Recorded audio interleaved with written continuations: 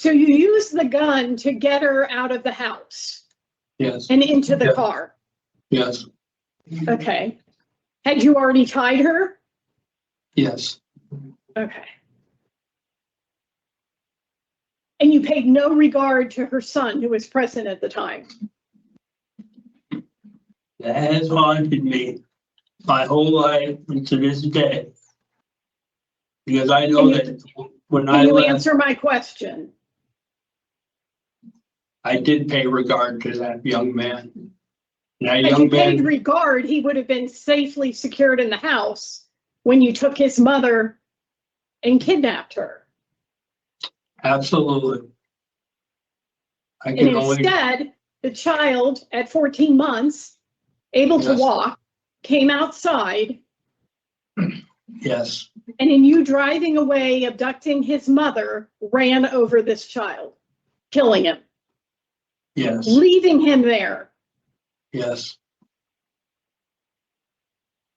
Your parents asked you why, and I'm going to ask you why all these years later.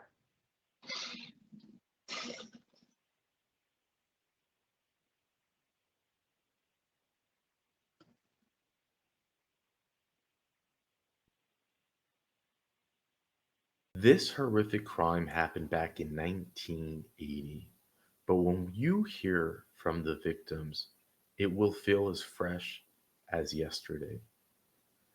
To think that a judge sentenced him to rot in prison for 1,000 years. But here we are, here we sit today, having to listen to a monster play himself as the victim. To listen to a monster talk about the events as if he is the one we should feel badly for.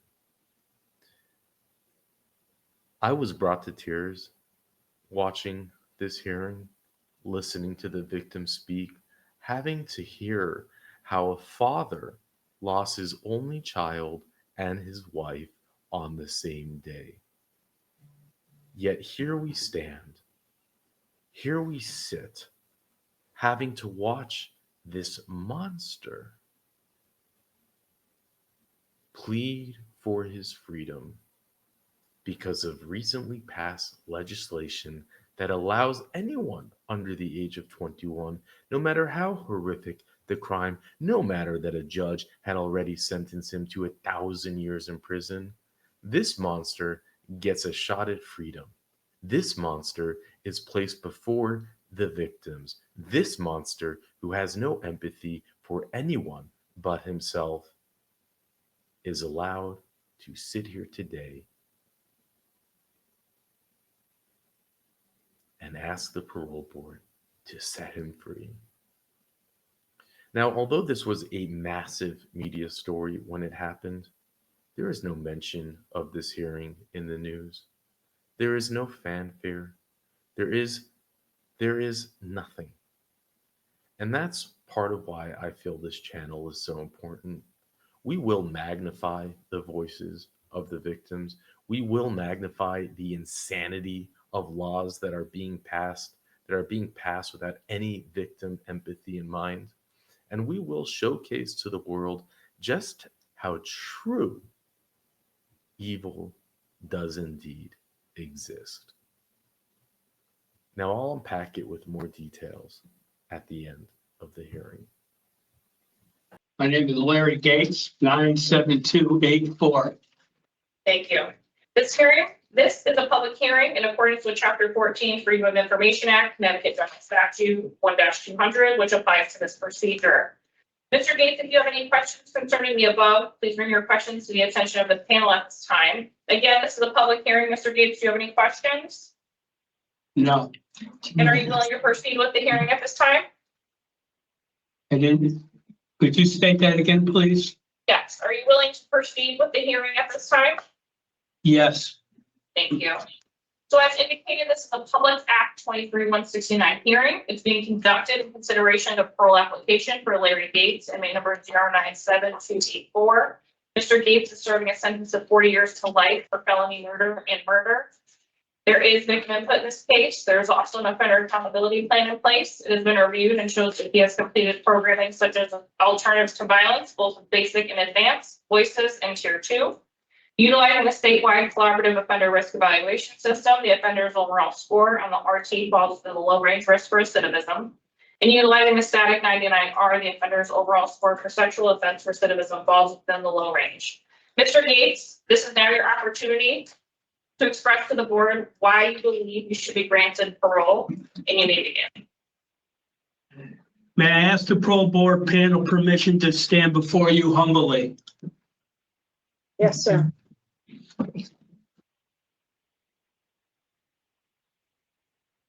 We're not able to see your face, sir.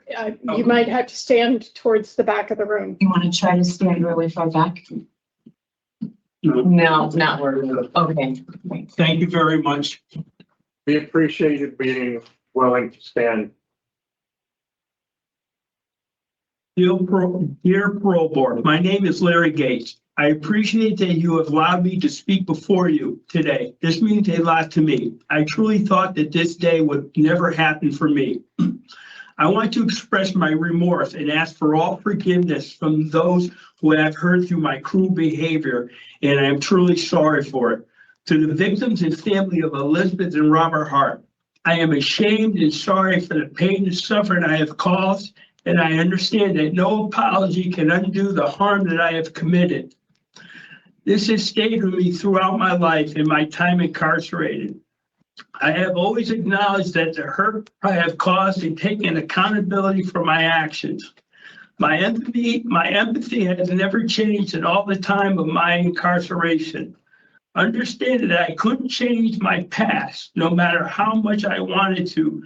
The only thing I could control was how I lived my life in prison.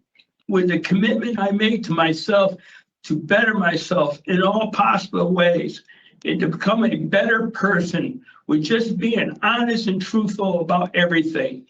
Because when you take someone's life, in my case too, it's a selfish act, and I understand that.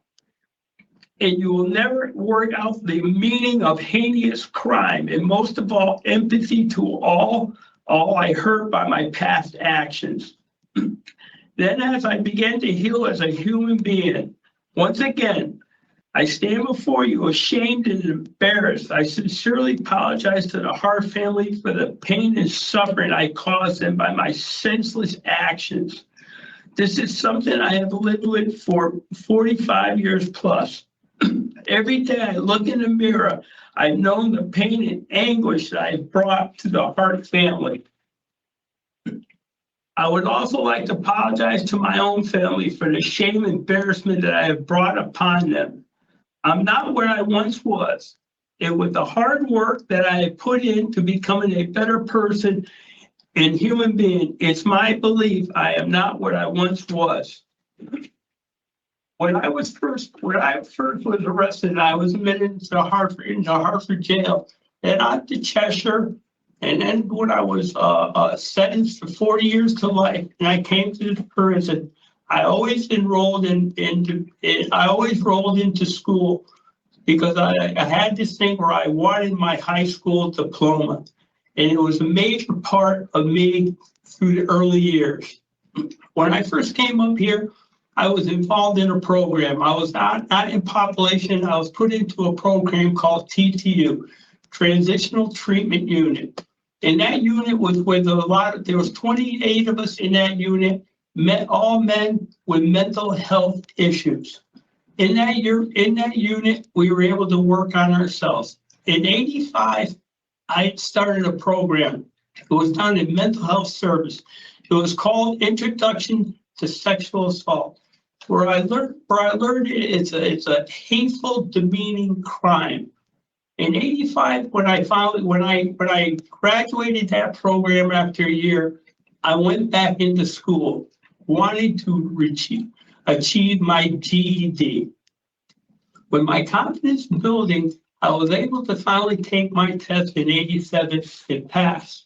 And to this day, it's probably one of the greatest days of my life, because then I didn't have to hear people talk about how I didn't have a GED and that I was stupid. In that time in 87, I was also given a job inside the unit of the TTU unit to become a mentor or rec director for the men in there, where help them obtain and better their hygiene. I wrote a lot of requests from them and just helped them out whatever they needed that needed to be done. When I stopped and I was thinking about it, I was ready to move on. And I moved on and I graduated from the TTU program and I moved out into population. When I moved out into population, I found a lot more challenging stuff to do out there. I started doing a lot more with MHU services in a group setting where we all talked about our crimes, how we wanted to change as people, what we would do to better ourselves. In that time, I also took a job. I took a job on the landscaping crew on the grounds here at the prison. And for 15 years, I worked on the grounds of that. During the time, I did a couple of when I was in the program, I worked under Mr. Hensley and Cheryl Bolden in a group setting, which was really good. And what was interesting with Mr. Hensley is that he always was trying to make me mad, and I never could understand that until years after. Just keep working and talking with him, and he was doing it for a reason. He was always trying to make me mad because he wanted to see how I would work out the problems that he was giving me to work out, and that was good. So one of the better things, two things, I made another change, is that I went in and I decided that periodically smoking marijuana in prison is just not the way to do things if you want to change. And I stopped doing that. I stopped hanging around people that was doing that because it was wrong. And about that time, someone else came in. Mrs. Eiley Redden started running a group a group for MHU. And it was about 6 to 7 of us in that group. We all came up with the idea to tell our story. From the beginning of when we were born, up through our adolescence, into our teenage years, when we committed our crimes, and how we adjusted in prison.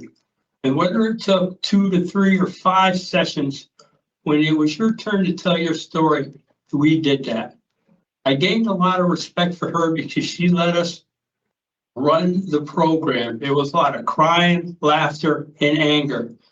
But when we all got done telling our story, there was nothing left because there was just mutual respect for each other and the problems that we had. During that time, around mid-90s, I also did some counseling with my parents. And that was very interesting because there was things that I needed to address. And first of all, one of the things I addressed was to say, to apologize in front of my parents for the crimes that I commit against the Hart family. I was also able to face my father, and my father had a presence about him that overpowered me my whole life. And at 34 years old, I was finally able to tell my father I was scared to death of him my whole life. In the mental anguish that it came from that. I was also able to tell my mother that I never felt love from her. From the time I was young, when I saw my mother attack my sister over a pack of cigarettes in the car, and then the time that my mother she got after me pretty good in the kitchen over some things that I said, and you shouldn't have to deal with that when you're a young man. I kept working with MHU and kept striving. I always worked with Mr. Rick Fury. And Mr. Rick Fury was really big on empathy and moving forward. Move forward, think about the future and not the past. And that was kind of hard. And one of the things that Mr. Rick Fury did for me is that he brought me into the bathroom down at MHU's and he had me look in the mirror. And he had me saying, and he asked me, what what do you see? And I looked at it and I said, I don't see too much good because I was struggling at the time because I struggled most of my life with the crime that I committed. And he just asked me to do one thing. He said, when you look in the mirror, just say, I like Larry. And I kept doing that and doing it. So eventually you don't have to do it anymore because you believe in who you are and you actually like yourself. During the early 2000s, I kept periodically working with MHU. And then in 2004, I decided to make a change. I left the landscaping crew and went to work in the library. The library was good. And what made me proud is when Mr. Harrison went to hire me, he asked me if I had my high school diploma. And I told him that I had my GED, and that was good. I learned how to work with all the genres of the authors, the Dewey Decimal System, and I would work the law library desk where I learned the Connecticut General Statutes of the Penal Code of Volume 13, looking up what charges and how much time for the inmates that they would receive in there, and that was good. Being in the library is connected to school, and it led me to some very good programming. I enjoyed working. I enjoyed taking culinary art, where I received my certificates and enjoyed working in preparing and cooking foods, breakfast most of all. I also took another group in there. It was with Miss Ortero. It was a Voices Empathy group. It was a 10-week session. I did a lot of writing. In that about my victims, my sister, my mother, my father, and the empathy that I had for them.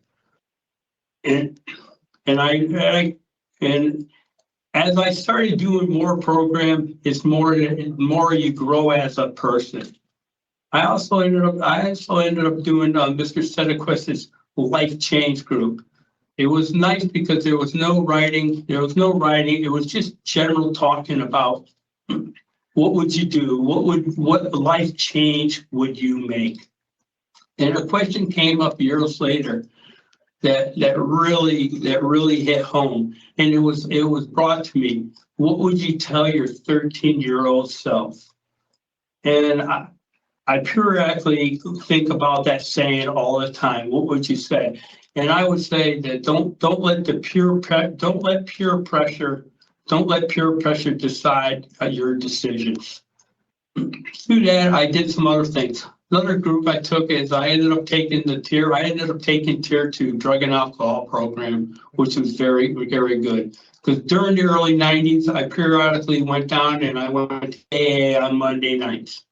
So I took tier 2 with Ms. Hall. It was good, and I admitted that during my high school years, I smoked marijuana, and a lot of it was that I bought marijuana just because I thought if I did that, I would have friends. And then you learn that you can't buy friends; they have to be genuine. After working in the library for 14 years, I made another major change, and that was to go to work down in the print shop.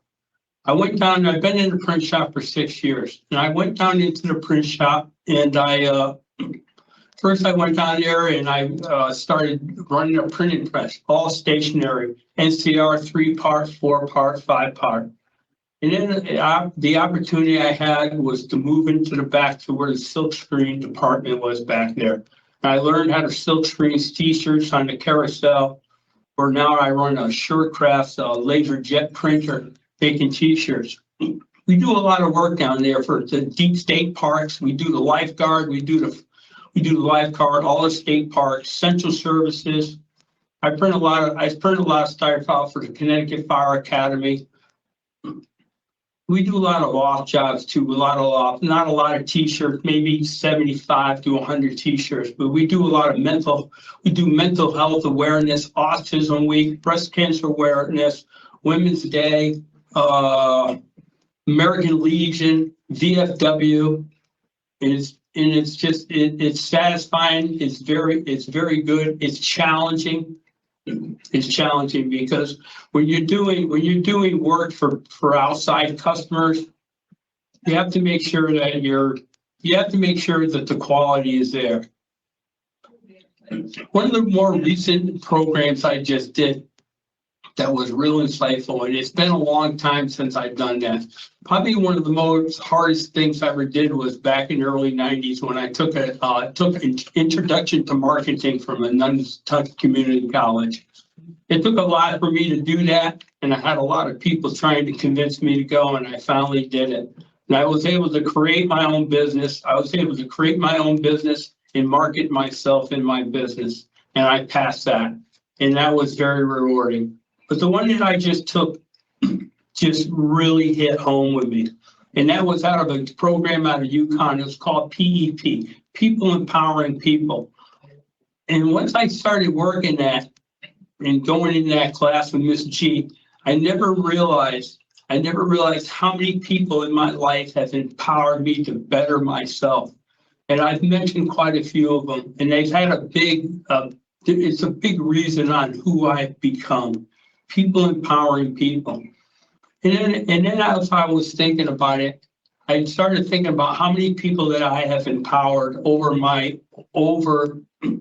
years, whether it was back in the 80s in TTU to where it was in the middle of things, right in the middle of the 2000s. When I was taking care of someone who was coming down with Alzheimer's, Louis. I had known Louis my whole life in prison, and it was just as sad. But being able to take care of him, get him up, shower him, get him dressed, and get him to the chow hall and back. And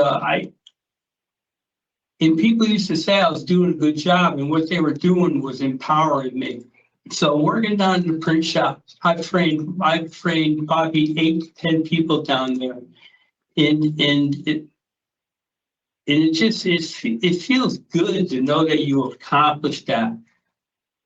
I went in around that time with the MHU. I went and I was meeting with Miss Redden, and she was ready to leave, and we had a good conversation, and she told me that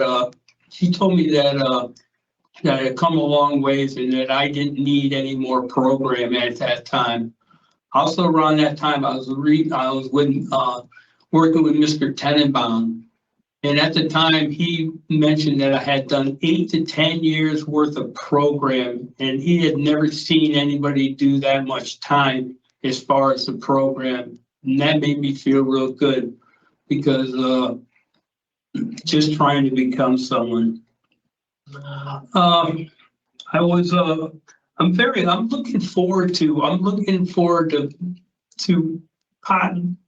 forward to being able to be released from prison. The most thing is I just would like to get out there and reconnect with my family members that have supported me through my life in prison. I would like to get out there and be able to help my mother, help my sister, where they don't have to pay people to cut their lawn and do their work. I also would like to help my ever-growing older brother-in-law too. Whatever he needs to be done, I will help him do that. As far as work goes, I'm not overly concerned about work. I've always found work. I'm a hard worker, and I will find work, whether it's work in a greenhouse, janitorial work, working with animals, which I love. I think that I will be successful at doing that. What I would like to do is I would like to get back to when I was 18 years old. I'd like to be that person again someday. I was 18 years old and I was working for the Glastonbury Board of Education Maintenance Department, where I was doing all the roofing work on the schools in the summer. In the wintertime, I was cleaning the Glastonbury Police Department in the town office building. And that year I paid my taxes. With my mother's help, my mother filled it out. And I remember receiving $243 back from the tax for that tax. I would like to be that person who does something successful in society. And I'm gonna wrap this up, and I just hoped, and I'm gonna say it, if the parole board panel deems to grant me parole, whatever the parole board panel wants me to do, whether it's programming, monitoring, staying in place until I've earned the right to do something. That's what I will do with all my ability. My name is Larry Gates.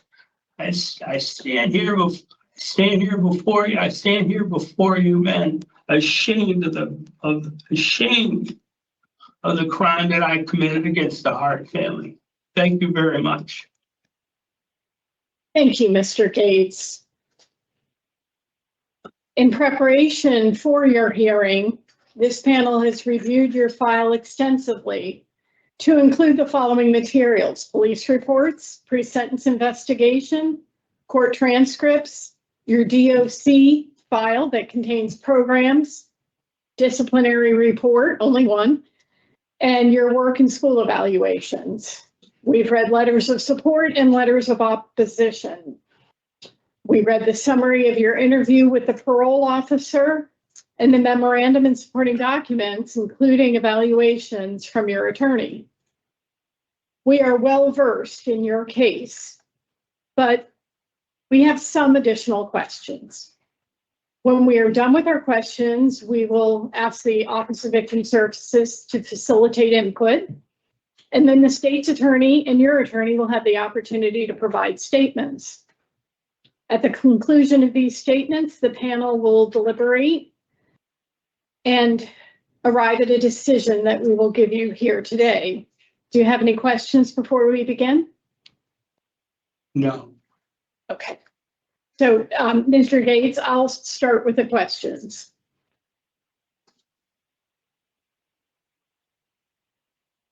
That was an impressive opening statement, covering so many decades of your incarceration.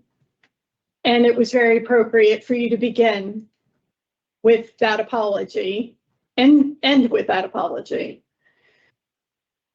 This was a very troubling crime to read about, and without a doubt, devastating to the family who survived these horrific acts.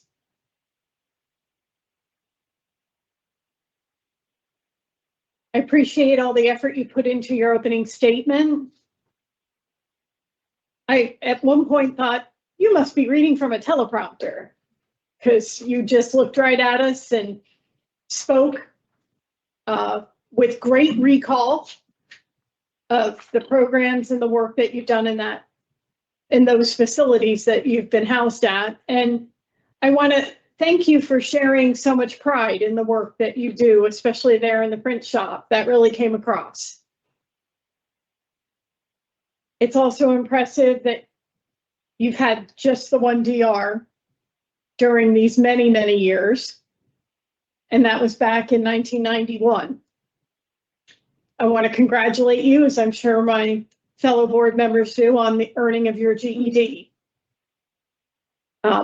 It was moving to hear you speak of it with such pride. So I have a host of different questions looking at different pieces of information that comprise your story. But I want to start with, because I wasn't familiar with this, that you had this chance to get honest with your parents. How did that feel to you? It was a daunting task. I was 34 years old, and I'd been scared to death of my father my whole life.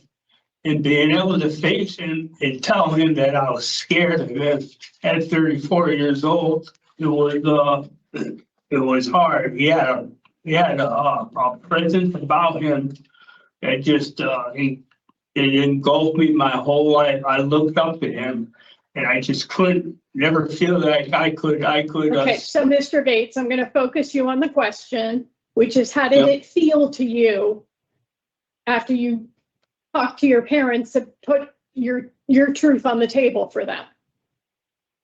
How did it feel for me? It was a relief to get that off my chest, just so that they know that. And it was a relief to tell my mother that I never felt any love from them. So what were their reactions? I didn't get the react. I did not get the reaction that I was looking for, and I had to work through that. I had to become a stronger person because of that. So I don't think my father understood that I was scared of him.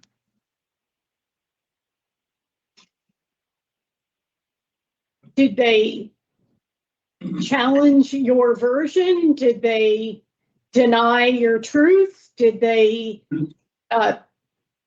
accept anything that you had to say? I think they accepted my apology, but then they accepted my apology because I sincerely apologized to them about my crime. But I also, received where I thought was where I wasn't able to answer what my father asked me. And he asked me, he said, he asked me, what were you thinking? And it was just hard to answer that. And I just remember the answer my mother said, and she just said he wasn't thinking. And it was just, it's difficult. So, Mr. Gates, when you told your mother that you never felt affection and love from her, were you expecting that she would apologize? I can't really answer. I mean, I can answer it. I don't know it. I just wanted to let her know that was my feeling. Okay, well, you just said you didn't get what you were looking for. So I'm trying to find out, what were you looking for? An apology? An embrace? Yeah, just to say, yeah, we love you, because that wasn't part of who the family was that I grew up with. We didn't hear that. And when you see your mother attack your sister over a pack of cigarettes. And then it happened to me when I was 15. It's not fun. It's demoralizing as a kid to be hit. Well, I did read that your mom detailed that you stole money from her. Yes, that's a true statement. You said something about when you learned in the program you participated in about empathy. Yes. And you learned to like yourself. What kind of empathy did you develop for your parents? Oh, empathy. It must have been a daunting task to when they had us as kids, making sure your kids are provided for, getting them through.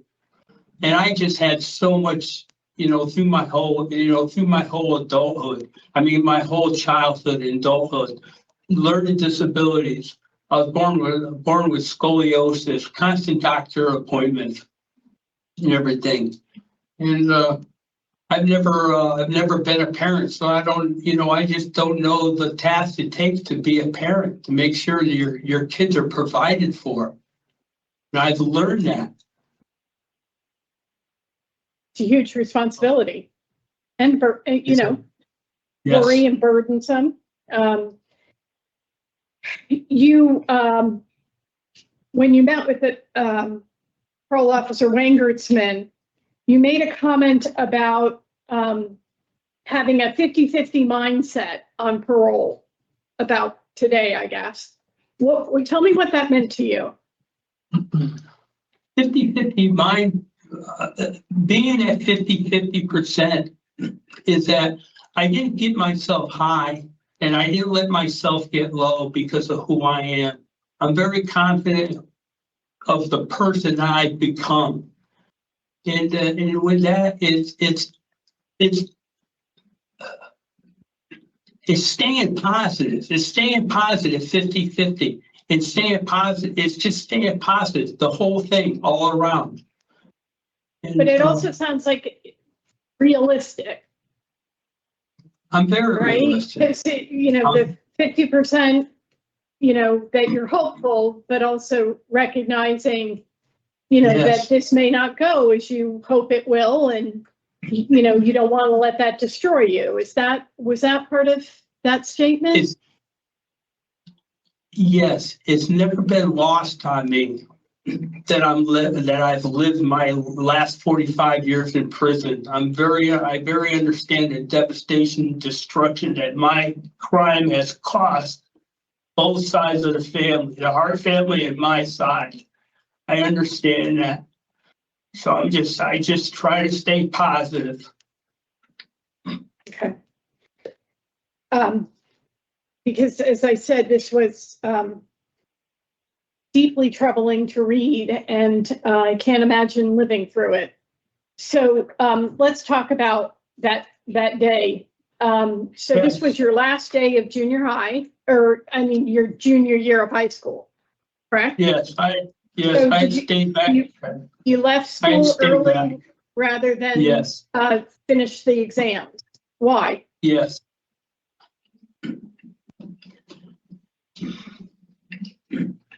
Because I was just angry. It's become to where I did not like myself. And then it took a lot of years of counseling to finally admit it. I'm gonna rein you back in so I can keep you focused on the path that I'm going on. So you were angry. Did you fear you wouldn't pass the exams? So you were avoiding taking them? That could be it. It was history. It was history. Okay. And yes, I did. Most young men, I imagine, on that day were pretty excited because it was the beginning of their senior year. Yeah. You could see the light at the end of the tunnel. So,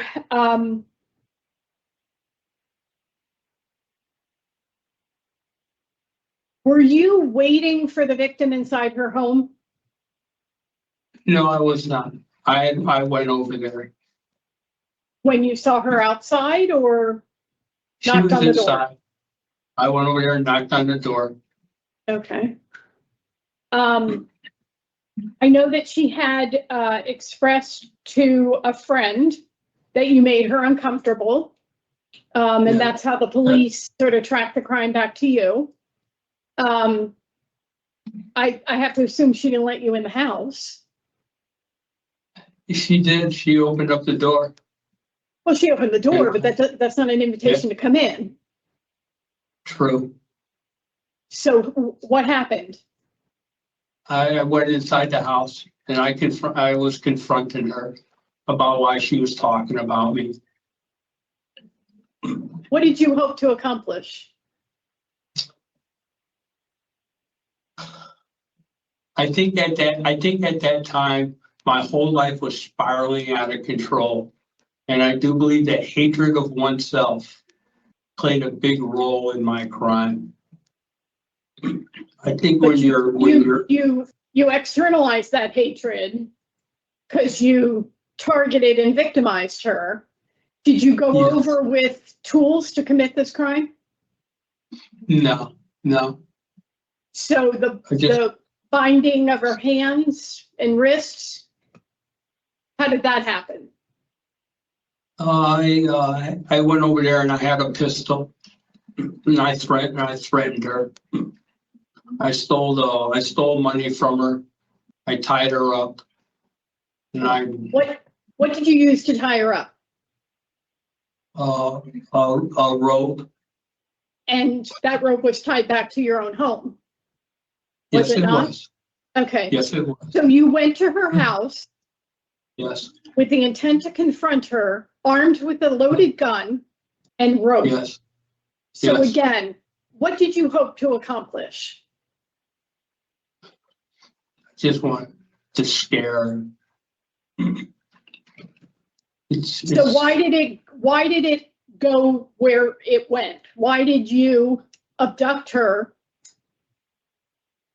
rape her, and shoot and kill her and leave her body in a field? pure hatred. It's very disturbing. It is. And I'm trying to understand, how do you go from an intent to scare her to ending her life? Ask that question a lot. And it's, I don't know. So you use the gun to get her out of the house Yes, and into the Yeah. car. yes, Okay. Had you already tied her? yes. Okay. And you paid no regard to her son who was present at the time? That has haunted me my whole life and to this day. Because I know that when I Can you left, answer my question? I did pay regard to that young man. That Had you young paid man, regard, he would have been safely secured in the house when you took his mother and kidnapped her. absolutely.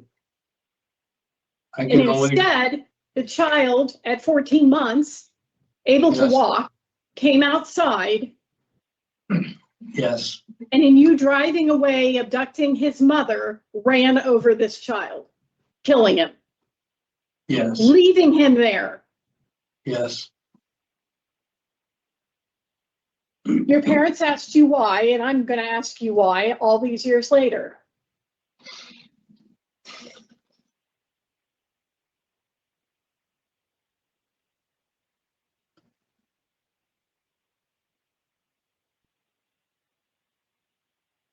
I think I was just sick of people putting me down. It just goes back to my whole upbringing and everything I went through. I know when I left, that young man was in the house, and it still haunts me. I just wanted to say that, and that's the truth. It haunts me that that young man lost his life. He was a baby. Yeah. He was a baby. Yes, he was. Yes, he was. So you have the victim under your control. You're driving her car. Yes, You go to a secluded location. yes, You disrobe her from the waist down and violate her. yes, I did. Why would you shoot and kill her 4 times?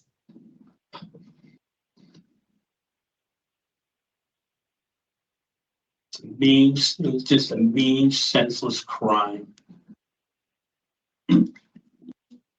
Were you hoping to get away with it? And you didn't want her to report you? That's a serious question. It's a very serious question. No, I don't believe so.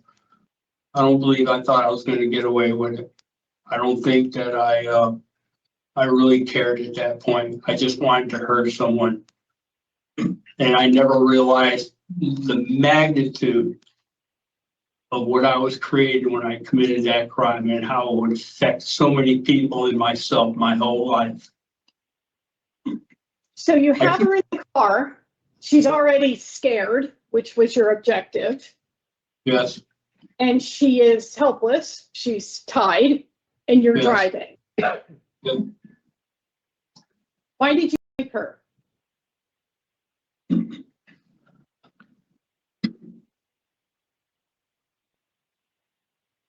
I think it's just the shame and embarrassment of when I was 12 years old, when I was taking advantage of my next door neighbor, or when he recognized me when I was 12 years old. And I've dealt with that my whole life. This is So having been humiliated and victimized, your Yes. choice was to do that to someone else. Yes. It's a wrong decision. Terrible. Well, it was a string of wrong decisions. Yes.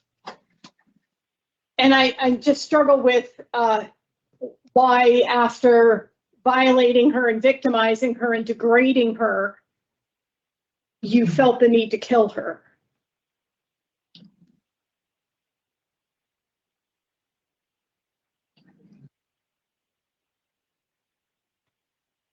So earlier this year was a jurisprudence hearing to determine whether or not you needed an evaluation as a sex offender. Yes. Why did you choose not to attend that hearing? No, I did attend that. I attended the hearing on his behalf.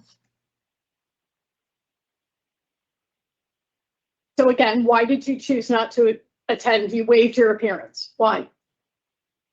I waived my appearance under my counselor.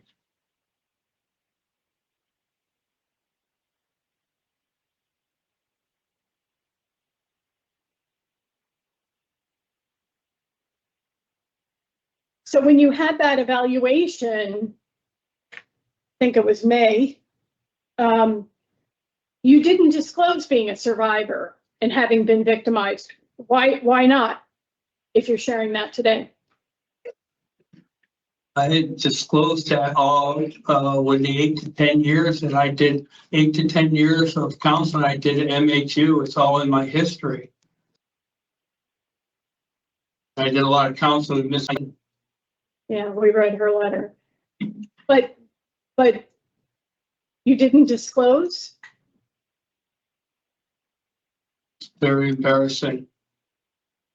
Well, you did nothing wrong. You were a child. Someone violated you, and that's wrong.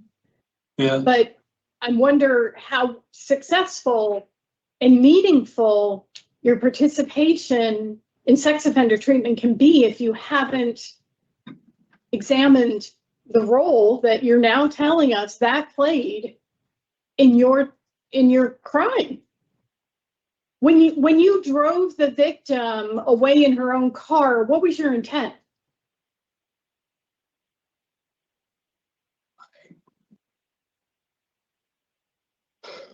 My intent was to just inflict pain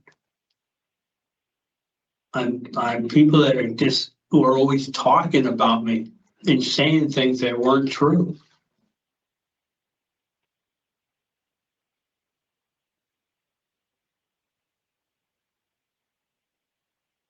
Well, Mr. Gates, the first question I wrote down as I read your documents is, why would the victim have found you creepy? I don't know. I remember when they first came over, they first moved over, they used to come over and hang out and at the You house. used to take care of their dog and refused to give them back their house keys. So, but the issue is, there was something that made her uncomfortable about you. And it turns out she was 100% right. Yes. And so for you to try to confront her because you were angry about her talking about you, she wasn't spreading lies. You fulfilled what she feared you were. Yes. So did you watch her? Did you? No. From across the street? Did you have her under surveillance? Did you know her routine? Her husband's routine? No, I just learned through mutual friends what she was saying.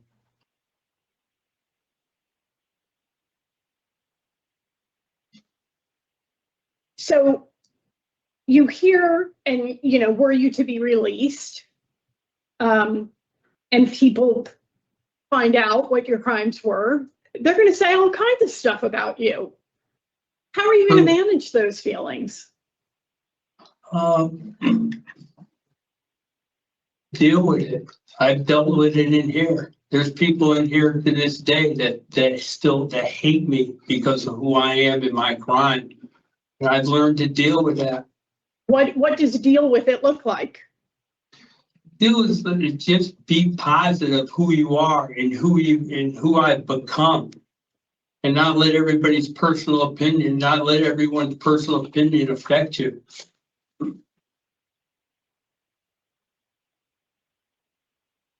So you made an interesting statement when you were interviewed by the parole officer about challenges in the print shop. Yes, And you were asked if you could identify a high-risk situation within the community. And you said, do you remember what you said? yeah, Peer pressure. peer pressure. Yeah, And I was like, damn, you're 64. Like, that's something you hear about among teenagers, but, and you said that you learned to deal with peer pressure while working in the print shop. What kind of pressure were you experiencing in the print shop? Because you've described your decision to stop smoking marijuana in prison as having happened decades before. So what's the peer pressure going on in the print shop?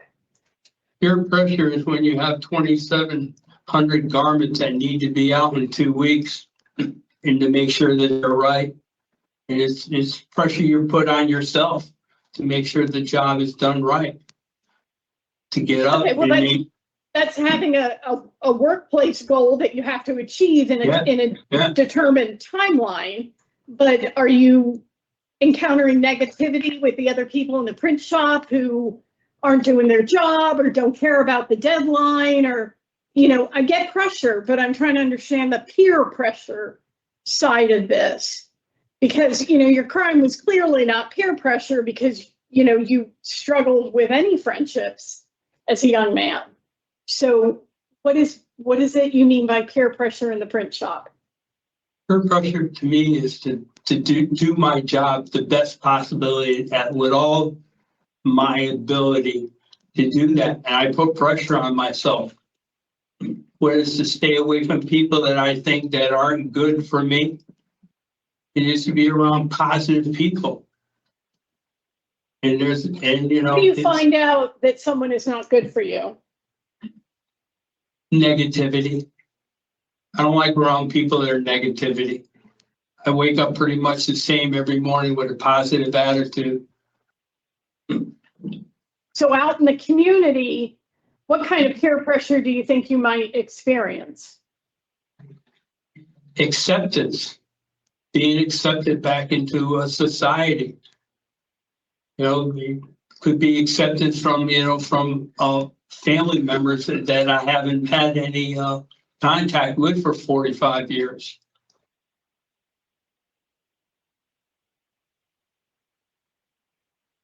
So you have an intent to sponsor to your sister's home in Colchester. Yes. In your attorney's documents, she says that you want halfway house placement. So can you help me understand what the plan is? My sister is open to making sure that I have a place to live in her house with my brother-in-law. If the parole board panel wants me to do a halfway house program for interception into society, I will do whatever the parole board panel wants me to do. It's your decision. I'm going to ask you, Mr. Gates, what do you think is the best move for you stepping out of prison? I would like to go live with my sister. I like to go live with my sister and start my life, a new chapter in my life, and helping my sister with my mother and brother-in-law. It's very important for me. I just would like to be able to give back to people Mr. that Gates, supported me. Did you apply for a sentence modification? No, I did not. I've always been very well aware of my sentencing of 40 years to life. And with your family was sued civilly by Yes. the victims. Yes. What was the outcome of that? I don't know. I never discussed. That's one thing I've always been very, very respectful of. And that's when it comes to money with my family. I do not discuss what they paid.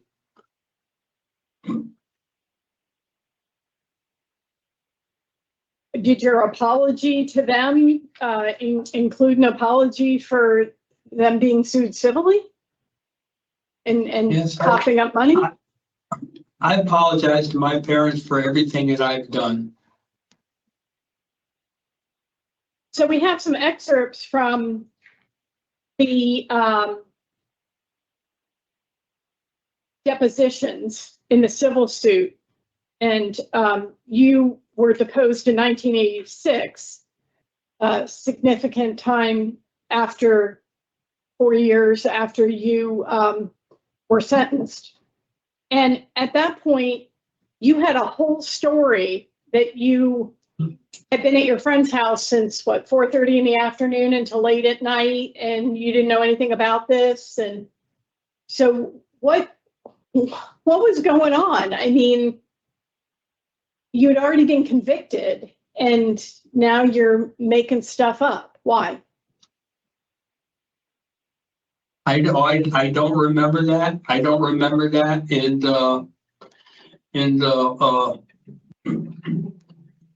You know, it might have a lot to do with being just ashamed and embarrassment of trying to just not think about it, anything, to make an excuse.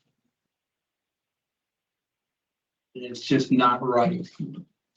Well, you admitted to using marijuana and experimenting with cocaine, so you put those things out there. But when you were asked about the day of the crime, you said you got home 4:15,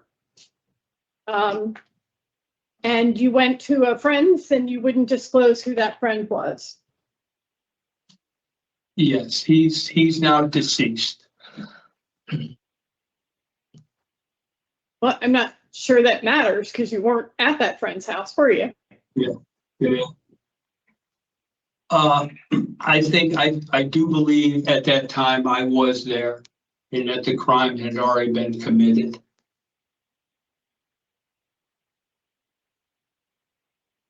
So I want to go back to the transitional treatment unit you referred to. Yes. This course, Introduction to Sexual Assault, was this a DOC designed program, or I wasn't clear? It was a mental health program.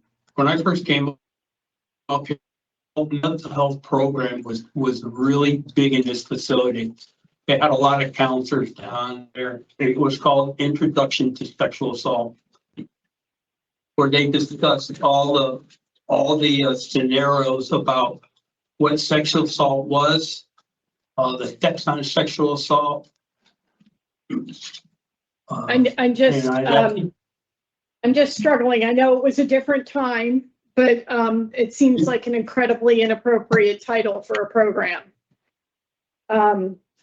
Especially with the population it was being delivered to. Yeah, and that was actually the name of it. It was called the Introduction to Sexual Assault. Yes. So with the treatment that you completed in the 1990s, we have to assume that there have been innovations in working with sex offenders, new strategies, new techniques, new curriculum.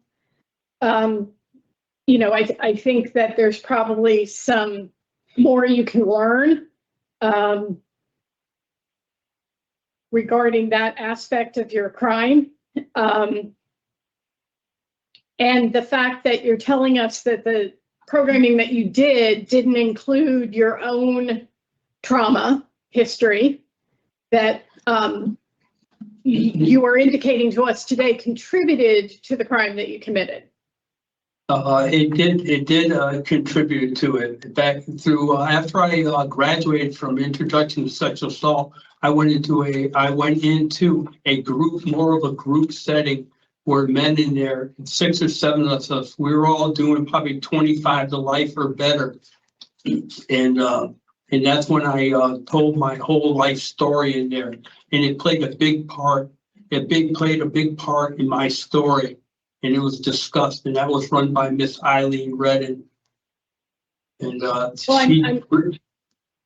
I'm glad you had some, therapeutic setting to address your trauma, but I'm concerned that it wasn't done in the context of sex offender treatment. And I'm going to pass the opportunity to ask questions to my colleagues, but I'll tell you, Mr. Gates, it is standing out to me that you lack insight into your crimes, and that's problematic for me. So at this point, Ms. Chance, some questions for Mr. Gates? Yes, I have a few follow-up questions. So, Mr. Gates, during your interview with Parole Wangersman, you spoke about your negative relationship with both of your parents. Yes. And you said your father was very strict, found fault in just about everything that you did, and that your mother had threatened to send you away. Yes. You also said that the victim had said some negative things about you. And today you added to that pile about the fact that you were sodomized by your neighbors when you were 12 years old. So my question is, do you think, or what were you thinking when you decided you weren't going to finish the history test? You were coming home, you took the gun from your house, you walked across the street. So in your mind, you had those 4 people that you felt some hatred for. Why out of those 4 people did you pick the victim?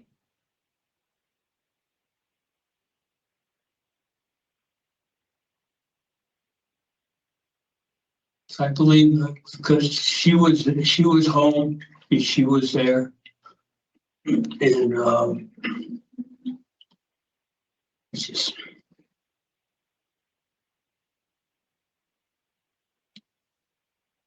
the struggle. It's a struggle to relieve it. To know that I committed this crime. And it was Where were wrong, your and it was parents? wrong. My parents were at work. They were at work. Okay. So you have been consistently talking about counseling that Yes. you participated in, that you said you were able to relate to your crimes. So Yes. in terms of, you spoke about, learning to love yourself, but what about, did you learn to obtain forgiveness from your parents? And what about your neighbor?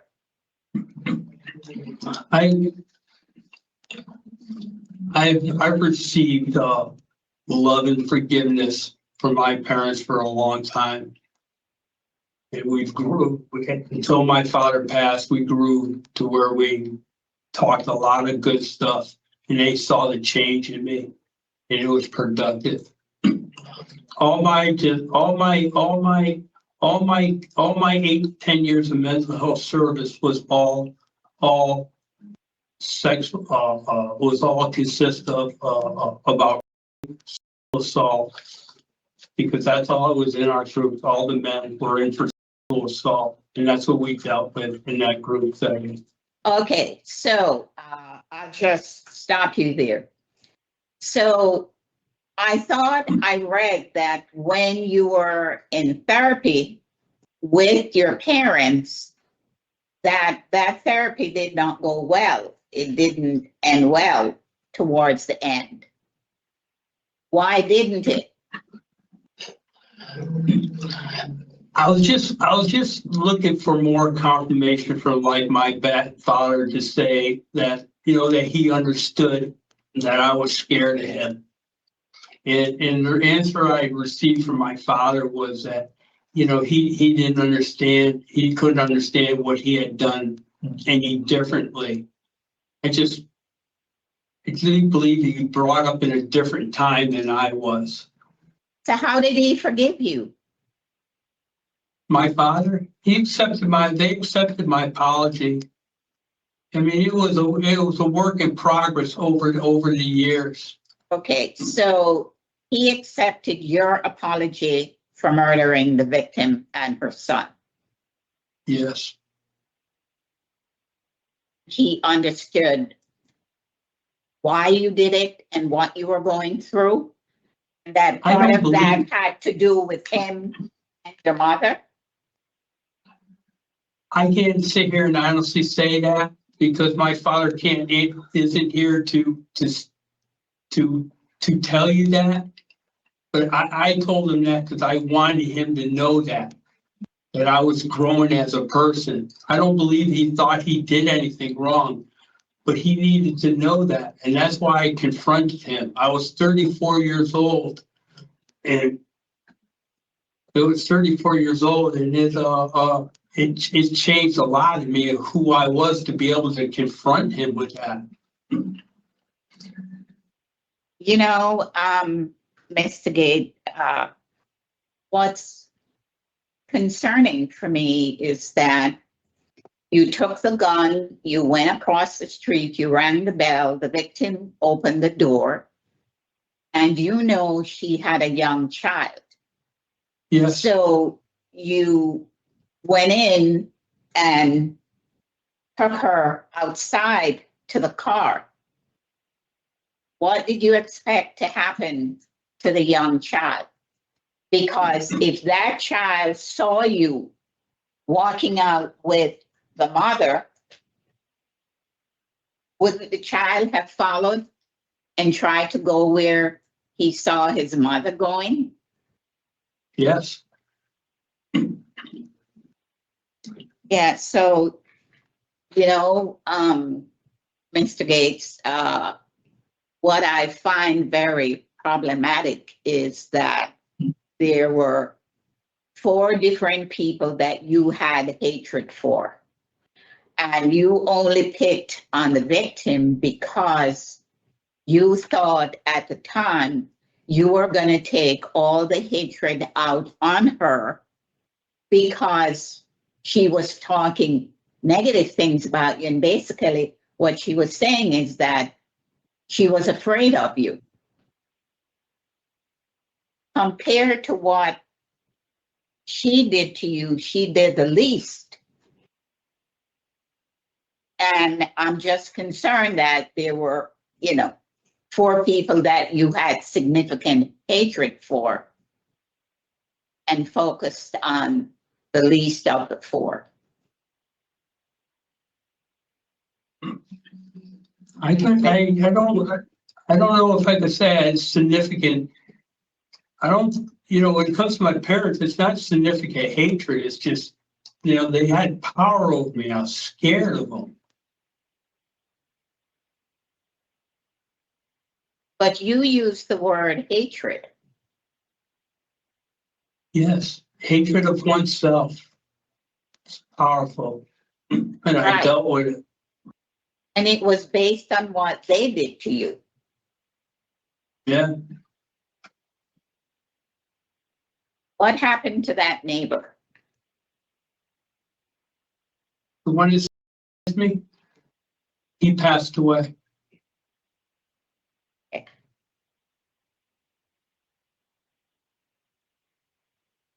I certainly appreciate all the work that you're doing to work on yourself.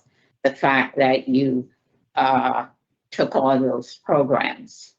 And I appreciate, the questions that Madam Chair asked you that I was also concerned about. And it had to do with the time that you spent in the print shop. Thank you very much. And when did the relationship with your mother changed? Because I see that you have her as a support and you wanting to go home and care for her. But when did that relationship change? I stopped hating myself. When my mother used to say, you have to start liking yourself. And I've been calling my mother almost every night for 40 years. And we always end with, I love you. And she tells me she loves me. Oh, okay. Then it's been a lot of hard work. When did those phone calls begin? Immediately. I've been, since the minute when they put phone calls in this prison in 1981, I'm always on the phone and I'll stay on the phone. I've come very close to my family. It's very, very, very confused young man. Not confused no more. I know who I am and I've worked hard. All right, well, I don't have any further questions, Mr. Gates, but thank you for sharing with me. I'm all set, Madam Chair. Thank you. Did your Thank you. relationship improve with your father as well before he died? Yes, it did. My father was a United States Army veteran of the Korean War. I've always had respect for him. He was my hero. To this day, he's my hero. It's just that when you don't feel you can live up to the other people and live up to his standards, and just crushed me and it ruined me. I still have a lot of feelings about that. I love my father. He did a good job. He did the best he could. And I always worked hard for him. Relationships are complicated, aren't they? So, Yes, they Mr. are. Pohl, any questions for Mr. Gates? One very quick follow-up. I want to get my head straight. So when you went across the street, did you Yes, go there to rape the victim? Or did you go there to kill the victim? Or did you go there to do both? over there to scare. And it ended up both. It's just it's a senseless crime. I heard that and I hear you. However, when you went over there to scare her. However, what were your intentions? Because, you know, the victim in this case wound up being and killed. Yes, So did you go across the street to do one or both or? I mean, beyond, Yep, go ahead. and to be honest with you, my intention was to do both.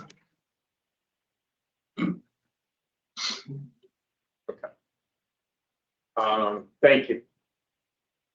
Thank you. At this point in the hearing, we're going to turn things over to the Office of Victim Services, and we ask you not to speak, Mr. Gates. Ms. Hamlet-Williams? Yes, thank you, Madam Chair. Good morning again, panel. I do have several members of the family who would like to address the board today. Some via speakerphone, some are actually listening with us on Teams, and I have several statements that I will be reading on some of their behalf, as well as the husband of the victim, father of the victim, who will be addressing the board last. One moment. Thank you. You may begin with your statement.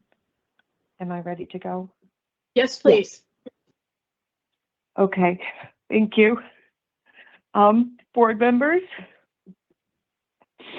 this is so difficult. Liz was my older sister and Tommy was my nephew. Liz was a very nurturing figure in my life, which was especially important to me as we had lost our mother when we were all very young. She took me under her wing to teach me how to cook and sew, skills she was amazing at. She was the best of us, so kind and generous with a great laugh. She is always top of mind for me, and I'm devastated to this day that I have lost her. And lost the opportunity for a lifetime of sisterhood with her. I have also lost a nephew, and my daughter has lost the opportunity to know her cousin. It took me about 10 years after her death before I could really talk about it. I was in so much pain and grief. Now I hold her memories close by cooking from her handwritten recipes, sharing stories about her with my daughter, who is middle named after her, and trying to step into her gracious footsteps. But then the story of her death is so violent and shocking that every time I have to tell someone about it, it brings the grief rushing back. What happened to Liz is something you can never heal from. Here is a description of the autopsy results as written by Chief Medical Examiner Catherine Galvin. She testified that death was caused by bullets to the brain and heart, several fired at such close range that gunpowder seared the skin. She said that Hart was shot twice in the head, twice in the right arm, and once in the right breast. The chief medical examiner said that before she died, Hart had been clubbed about the head with a blunt object, cut and bruised on the body, face, arms, and legs, and that rope burns showed that she was tied at the wrists. Galvin also performed the autopsy on the Hart child. She said that the cause of death was multiple fractures to the skull. She testified that automobile tire impressions on the yellow shirt and diapers worn by the child were similar to the tire marks found in the dirt near the mother's body. I can only imagine the terror that Liz felt as she was experiencing this unspeakable violence. The bullets in her arms suggest that she was actively trying to protect herself. It's not known if she knew about the death of Tommy, but if she did, that knowledge would add a layer of agony to her terror. Our father told reporters on the day after the trial ended that, "I'm deeply sorry that there is such a person in the world and that he should be removed from society where he cannot harm others." I read through the transcripts of the depositions of Larry Gates and his parents. Larry's answers were very brief. He kept all information and feelings he had to himself and had no trouble lying. So according to the statements in the transcript, Larry Gates seemed to pose no cause for alarm. But then there was what he did to Liz and Tommy, the premeditated rape and murder of a beautiful young mother and her baby. Horrific torture, according to the autopsy reports, completely unprovoked. Whatever anger or dark feelings caused Larry Gates to commit these crimes, they lurked below the surface. His brain caused him to act on the thoughts he had without any empathy or concern for the impact, and could cause him going forward to have difficulty learning from his mistakes. This is the kind of disturbed mind that can't be trusted or rehabilitated. In the words of our parents, he should be kept away from society where he cannot harm others and serve out his life sentence. I strongly urge the parole board to deny parole and keep him in prison. Sincerely, sister and aunt of the victims killed by Larry Gates. Thank you. Thank you. Thank you.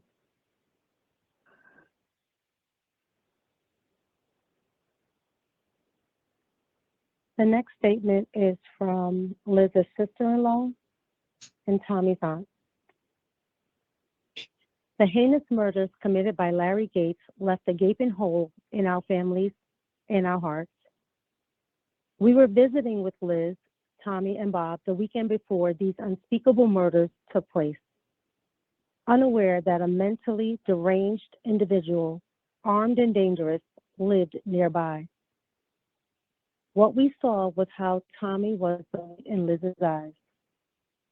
I remember being in awe as Liz showed me the new curtains and couch covers she had just made. She whipped up delicious meals that weekend and made us feel right at home. Receiving the phone call that Bob had found little Tommy dead in the driveway 2 days later and that Liz was missing was beyond heartbreaking.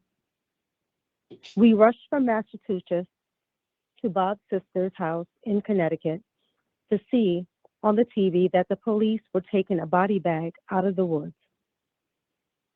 How does one come to understand the brutal murders of two loving people? Who could do such a thing?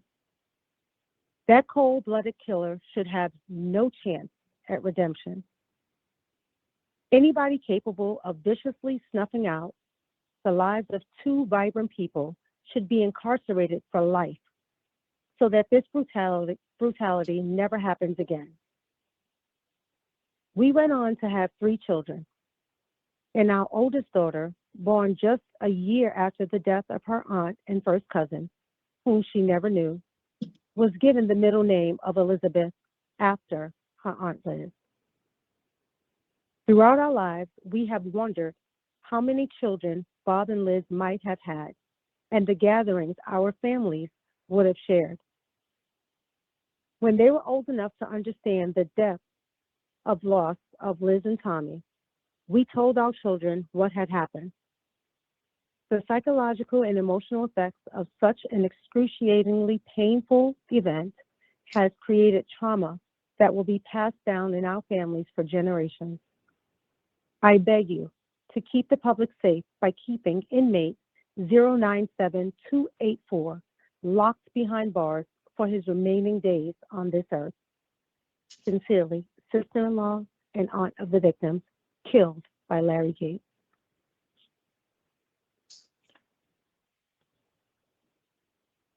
The next statement is from Liz's youngest brother and Tommy's uncle. Board members, I am the younger brother of the victim, Liz Hart, and the uncle of the victim, Tommy Hart. Because Tommy was my namesake, I felt a strong connection with him. His death in such a cruel, brutal, and callous manner hit home particularly hard for me. Shockingly, Tommy has even appeared in my dreams at age-appropriate intervals, when he was ages 3 and 5, and in later years as a teenager.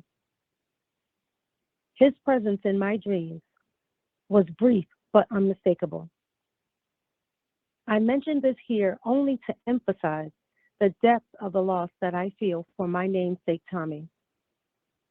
This is a crime that has only grown more tragic with time. The lost opportunities are something that cannot be calculated. The death of my sister and her baby Tommy is an unspeakable tragedy. This was a double murder. 2 living souls were snuffed out on that day.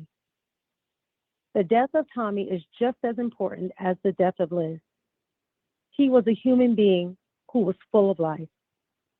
His death robbed me and the rest of my family of the opportunity to know him and to love him more deeply. Whatever Larry Gates' intent, the result is that he recklessly killed Tommy in front of his living mother. And clearly, the death of Tommy was not enough to make him stop and rethink his actions. He seemingly had no remorse for the death of Tommy, and he continued with the violent rape and murder of Liz. I cannot emphasize enough that this was a double murder, committed with extreme recklessness and disregard for life. He should be kept away from society so he cannot harm others. He should remain in prison for life and not be granted parole. Sincerely, brother and uncle of the victims killed by Larry Gates.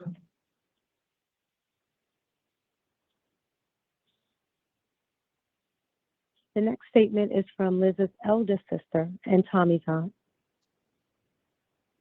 Board members, Liz was my younger sister and the person with whom I shared a lifetime of memories up until the date that her life was cut short at the hands of Larry Gates.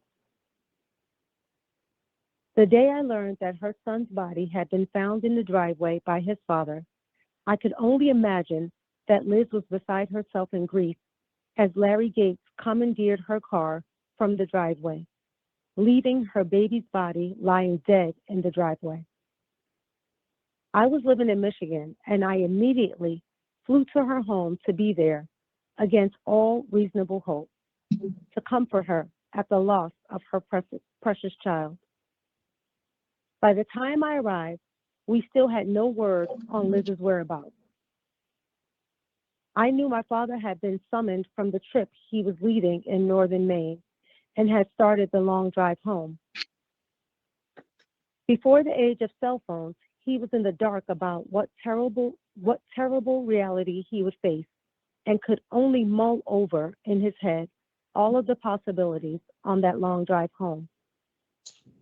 Once we arrived at Bob's parents' home, we learned of the terrible reality none of us wanted to hear, that Liz had been found in an isolated area under the high tension wires some miles away from her home, and that she had been brutally raped and murdered. That trip, the agony of the loss of my dear sister Liz and my nephew, I felt as though there was now a hole in my heart. It took me a long time to come to terms with her death, and I can still hear the guttural moan of pain from my brother Tom when he learned with certainty about her death. All of us had left our everyday lives, and we were now immersed in the nightmare of Liz's death. For years afterwards, I tried to imagine how she could have avoided the terrible ending. Later, when I had the nightmare situation of an intruder in my home, where I lived alone, the detective told me that if my intruder had had a weapon, my story would have had an inescapable ending, like Liz's horrible murder. I kept reviewing in my mind how she could have prevented such a thing from happening. What could she have said that might have validated his anger and frustration, or de-escalated his view of the world in which a gun was the way to dominate a helpless woman? What threat could he have seen from Liz, the young mother, excited about finding her way in a new town? She joined groups and was working hard at building a community of friends and professionals she could count on to help raise her son to adulthood. As I think about this man, now 64 years old, who left a civil society for 40 plus years of incarceration in a prison, now re-entering which is a much more violent society on many fronts, I wonder how he is ever going to be able to be a productive member of this society. How can you rehabilitate a mind that can do what he did to a defenseless woman and child? What skills would he now have to build a life? How would he stave off those feelings of not belonging in a world that is very different from the world he left? In prison, what did he experience that will enable him to face rejection, the inability to get a job, the restriction that parole will have on him to engage in firing guns, the thing that he loved to do most in life? What will prevent him from torturing and murdering an innocent person that crosses his path after experiencing the lawlessness of the society we now live in? In a neighboring town, many parents are still suffering from the senseless school shooting at Sandy Hook. Will he be identified as a person who should not live within a certain distance of a school where there are children? How will the state of Connecticut put a framework in place that will guarantee that another family, such as ours, will never feel the lifetime of pain and loss of a child, a spouse, a sibling, a parent, or another loved one?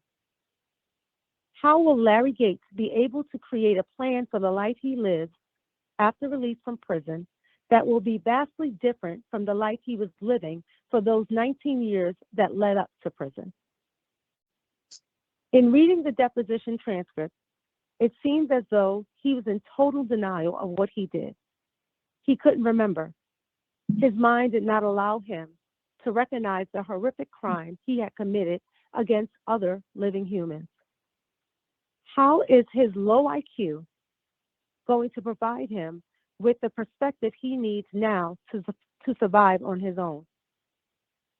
How has that part of him, which caused him to take the actions he did, been rehabilitated? I harbor no hate for Larry Gates. Of course, I still ask the question that has never been answered. Why did he kill my kind and loving sister Liz? My father and other family members sat through every part of the trial, perhaps trying to answer the same question. Why did you murder our beloved Liz and Tommy? He strongly urged that Larry Gates should be kept away from society where he cannot harm others and serve out his life sentence. I, too, question what possible good could come from Larry Gates' release from prison. I strongly urge the parole board to deny parole and keep him in prison.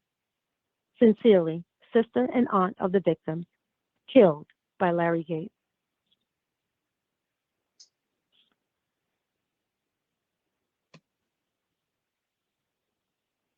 This next statement is from Liz's parents.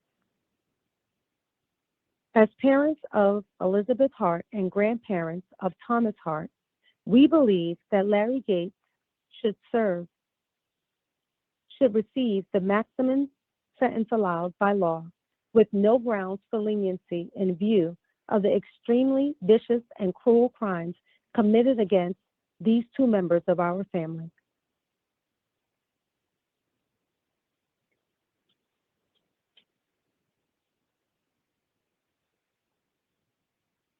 This next statement are the sentiments of Tommy's grandparents and Liz's in-laws. These were expressed to the Director of Classifications in regards to furlough and parole. I wish to record my opposition to any thoughts that the Department of Classifications might have to release on weekend furlough prisoner number 97284, Larry Neal Gates. My son, Robert P. Hart, continues to be in a constant turmoil, even at this late date, thinking of the fact that Larry Gates could be on the loose with thoughts of malice toward him and what he might do. He is considering all kinds of security measures for his home. I have read so much about convicted criminals on weekend furloughs who have continued their errant ways and have committed further crimes. I also wish to state that I am vehemently opposed to consideration for parole for Mr. Gates, which I believe might come up in 1998, when his sentence was for 40 years. When a man snuffs out 2 lives, my son's entire family, in such a violent manner, furlough and parole should not be considered. Father-in-law of the victim. In response, the Director of Classifications wrote, "Dear Mr. and Mrs. Hart, this will acknowledge receipt of your letters of November 3rd, 1992. Mr. Gates' status has been reviewed and his furlough privileges have been rescinded. I thank you for taking the time to write and encourage you both to contact me at any time should the need arise. Sincerely, Francis Tedder, Assistant Director, Inmate Classification Services."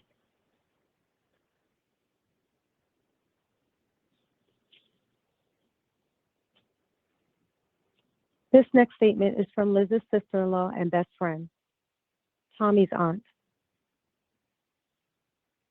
Larry Neal Gates, inmate number 97284, Osborne Correctional. The above-mentioned inmate changed the lives of countless people, victims, when he cruelly and heinously murdered not one, but 2 human beings, namely Elizabeth Hart and her son, Thomas Hart, in June of 1980. His premeditated and selfish act of kidnapping, rape, and double murder had far-reaching effects of catastrophic proportions no one could ever imagine. No one who knew Liz and Tommy ever in their lifetime will be the same or will ever forget that senseless tragedy. We cannot even scratch the surface in a letter to inform you of what we all lost when Larry Neal Gates carried out his plan to rape and murder my sister-in-law and best friend, and kill my son's cousin and best friend. My brother will never have any children. My father and mother will never have a grandchild in their namesake to continue the Hart name. We are terrified that my brother will be in great danger of revenge if there is any insane notion to allow this inhuman criminal to enjoy the same freedom as you and me. The even slight chance for release after Gates' senseless act of double murders is incomprehensible to the normal person. We believe, as well as so many people, that Larry Neal Gates should remain in jail for life, since that was what his sentence read, and now the laws enforce that commitment. He missed being tried under the death penalty law by just months, and I am convinced he would have received the death penalty resulting from his planned actions. Personally, I did not return to my established, successful career in order to constantly watch and care for my children and train them not to trust anyone, no matter who they might be. Socially, we became introverted and untrusting and stayed away from social situations in all facets of life. My 3 teenagers today still believe that we have way too much control over their lives compared to the norm. We made it our mission to track them down whenever those countless phone calls weren't made to us. Our lives were drastically changed by these murders in so many more ways, but have only mentioned a few. By the murder of Tommy, we don't have any knowledge of what he could have accomplished in his lifetime in this world. His parents are and were exceptional scholars and very talented people. My brother Robert is a very successful senior engineer with ideas and accomplishments that far surpass many of his colleagues in his field. Liz made everything from quilts to silver bracelets and jewelry to wool coats to all her clothes and baby clothes to crafts to anything you can think of in the culinary arts area. She was the ultimate homemaker and mother. She waited so long to become a mother, and with the many complications of Tommy's birth, she was twice as conscientious and nurturing as a result. To this day, I look up to heaven and ask Liz's approval and advice on many things that we were both interested in and I am doing every day. I am in possession of many of the handcrafted items that Liz made and will cherish them forever. I am sitting here writing this letter on my son's birthday, thinking of the many, many things he has accomplished and experienced in his 19 years of life, while Tom didn't even have a chance to see his second birthday. What could he have done with his life? No one will ever know, and that is heart-wrenching. The entire tragedy is not fair to all concerned, especially my brother. And the person who did all this to so many people should be held responsible for his actions and take the consequences of 2 life sentences in jail. Larry Gates must remain behind bars for his entire life to make up for, but not even to equal, the 2 lifetimes cut way too short by his own hands. We implore you to do whatever in your power is necessary to incarcerate Larry Neal Gates for the rest of his life. It is imperative that his sentence be carried out to its stated maximum. Sincerely, Bob's sister. As a postscript, I would like to include that my 3 children's middle names are as follows. 1, my son's is Robert. 2, my first daughter's is Elizabeth. And 3, my second daughter's is Hart.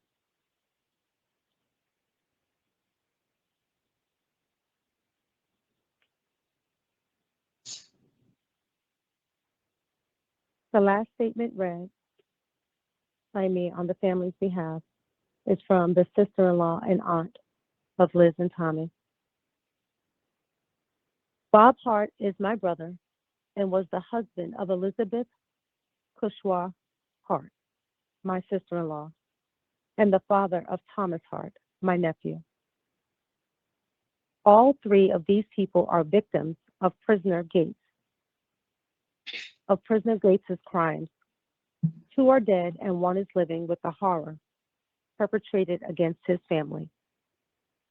On June 17, 1980, about 5:30 p.m., I received a phone call from my brother telling me he had found his son, my nephew Tommy, dead in his driveway when he came home from work. At first, I didn't believe him, but he repeated it and said, Liz was also missing. I told him to call the police and said I would be there as quickly as possible. I lived less than 2 miles from his house, so I arrived within 5 minutes. Police had just arrived.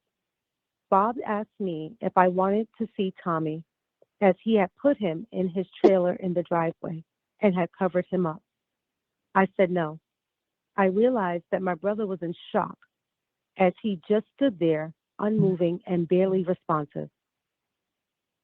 Glastonbury's police told Bob he could not stay at his house since it was a crime scene.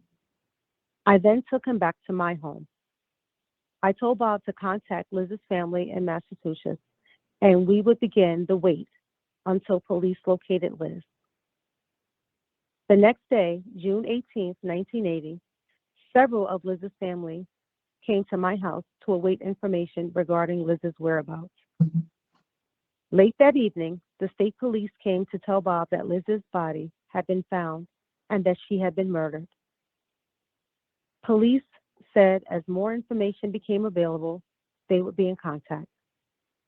They also told Bob he would have to go to the state medical examiner's office in Farmington, Connecticut, to identify Liz's body the next day. After the police left, my brother looked at me and said, quote, "Yesterday I went to work and had a family. Today I have nothing," end quote. Chilling words that I still clearly remember almost 45 years later. The local Glastonbury and Connecticut State Police worked tirelessly together to gather information, identify a potential suspect, and to obtain evidence. They wanted to ensure an ironclad arrest and conviction. My brother stayed at my house several days until the police completed evidence collection before allowing him to return to his home. Every day while Bob stayed with me, the state of Connecticut led detectives assigned to this crime came to my home to provide more details to this investigation. Warrants for collection and processing of evidence were required and took several days. Finally, on June 26, 1980, Mr. Gates was arrested for the murder of Elizabeth Hart. Tommy Hart's death was likely accidental. This was a premeditated and depraved crime committed against Elizabeth Hart. Prisoner Gates went to the Hart house across the street from the Gates' home with rope and a gun. Prisoner Gates tied Liz up, kidnapped her, placed her in a car, and drove her to a remote northeast utilities power right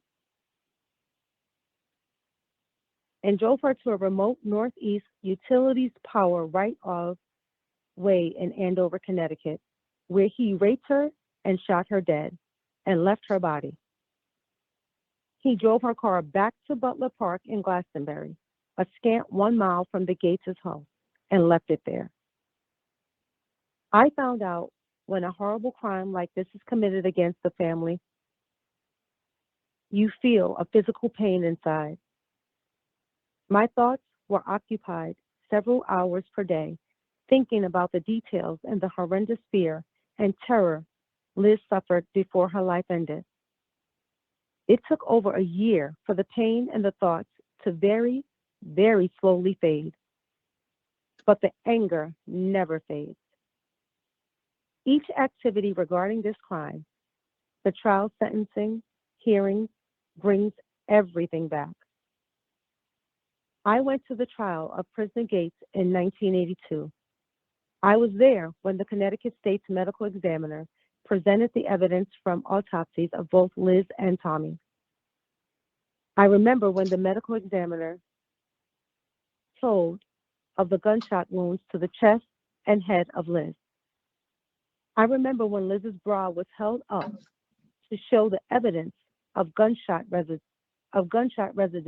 through the left cup over her heart. It was also disclosed that a gunshot grazed one of her arms, which indicated she struggled. Earlier pictures were shown to the jury of Liz and Tommy's bodies as they were found. While I couldn't see the pictures from my seat, I could see the looks on the faces of jury members as they quickly passed pictures around. I wonder if every juror still remembers the horror of this murder as well. I can't imagine jurors ever forgetting what was shown and what detail was presented describing this heinous, premeditated crime. I know I still haven't forgotten what I heard and saw in that courtroom. Although it had been almost 45 years since these crimes were committed, I still feel life in prison is hardly a sufficient punishment for what happened to Liz and Tommy Hart. There is no comparison between 45 years of confinement with 2 lives taken. Tommy would now be 46 years old, likely have a family of his own, and Liz would be 74.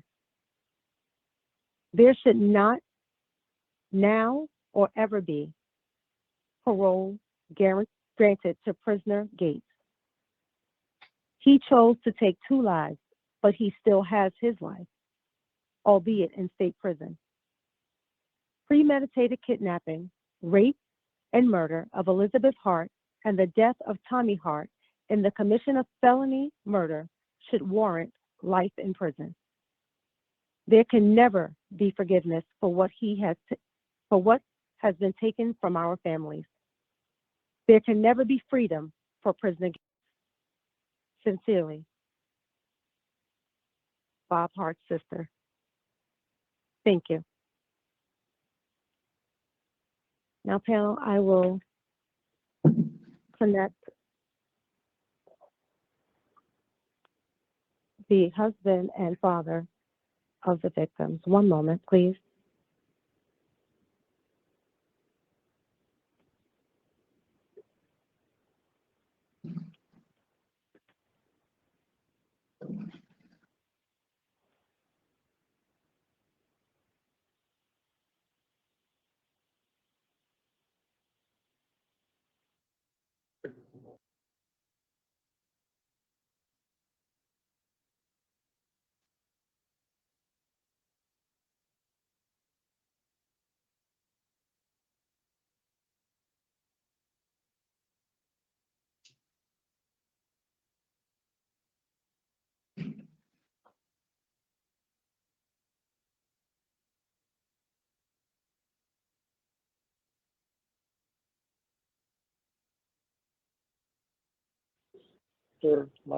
I think the only statement I would add to my statement is that when I said the word premeditated. I'm sorry, hello?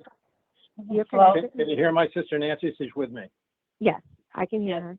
I just want to make one brief statement. When I say premeditated, it's not, when you go over with a rope and a gun and you have already determined that you're going to drive 12 to 13 miles away from their home to where the Northeast Utilities high power lines were, where nobody can see the car, where nobody can hear what's going on, that's something that you plan ahead of time. You don't just do it on the spur of the moment. And he left her there knowing that probably it would take a long time for somebody to find her. And yet, unfortunately for him, the next day, someone from Northeast Utilities was up there in that where the power lines are and found her body. You know, you're just talking to Lisa. Okay, all right. No. Everyone can hear you. Okay, good. All right, good. Yes. And so it's I think that he thought he wasn't. He said he thought he would be caught. I think he thought he would not be caught. So that's all I want to say. All right, so we're ready to go? Yes, you're all set. All right. You can- Now, Lisa, can you actually put up a picture so that others can see it? Yes, one moment. All right, the first picture, tell me when you have it available. I have it here. All right, so to begin with, I would like you to see Liz, my wife, and Tommy, our infant son. Picture number one is a portrait of Liz, was painted by her loving Aunt Charlotte when Liz was 19 years old, 10 years before she died. I met her during college about a year later. She graduated as a home economics teacher, and we married that year in 1972. Picture number two, Lisa.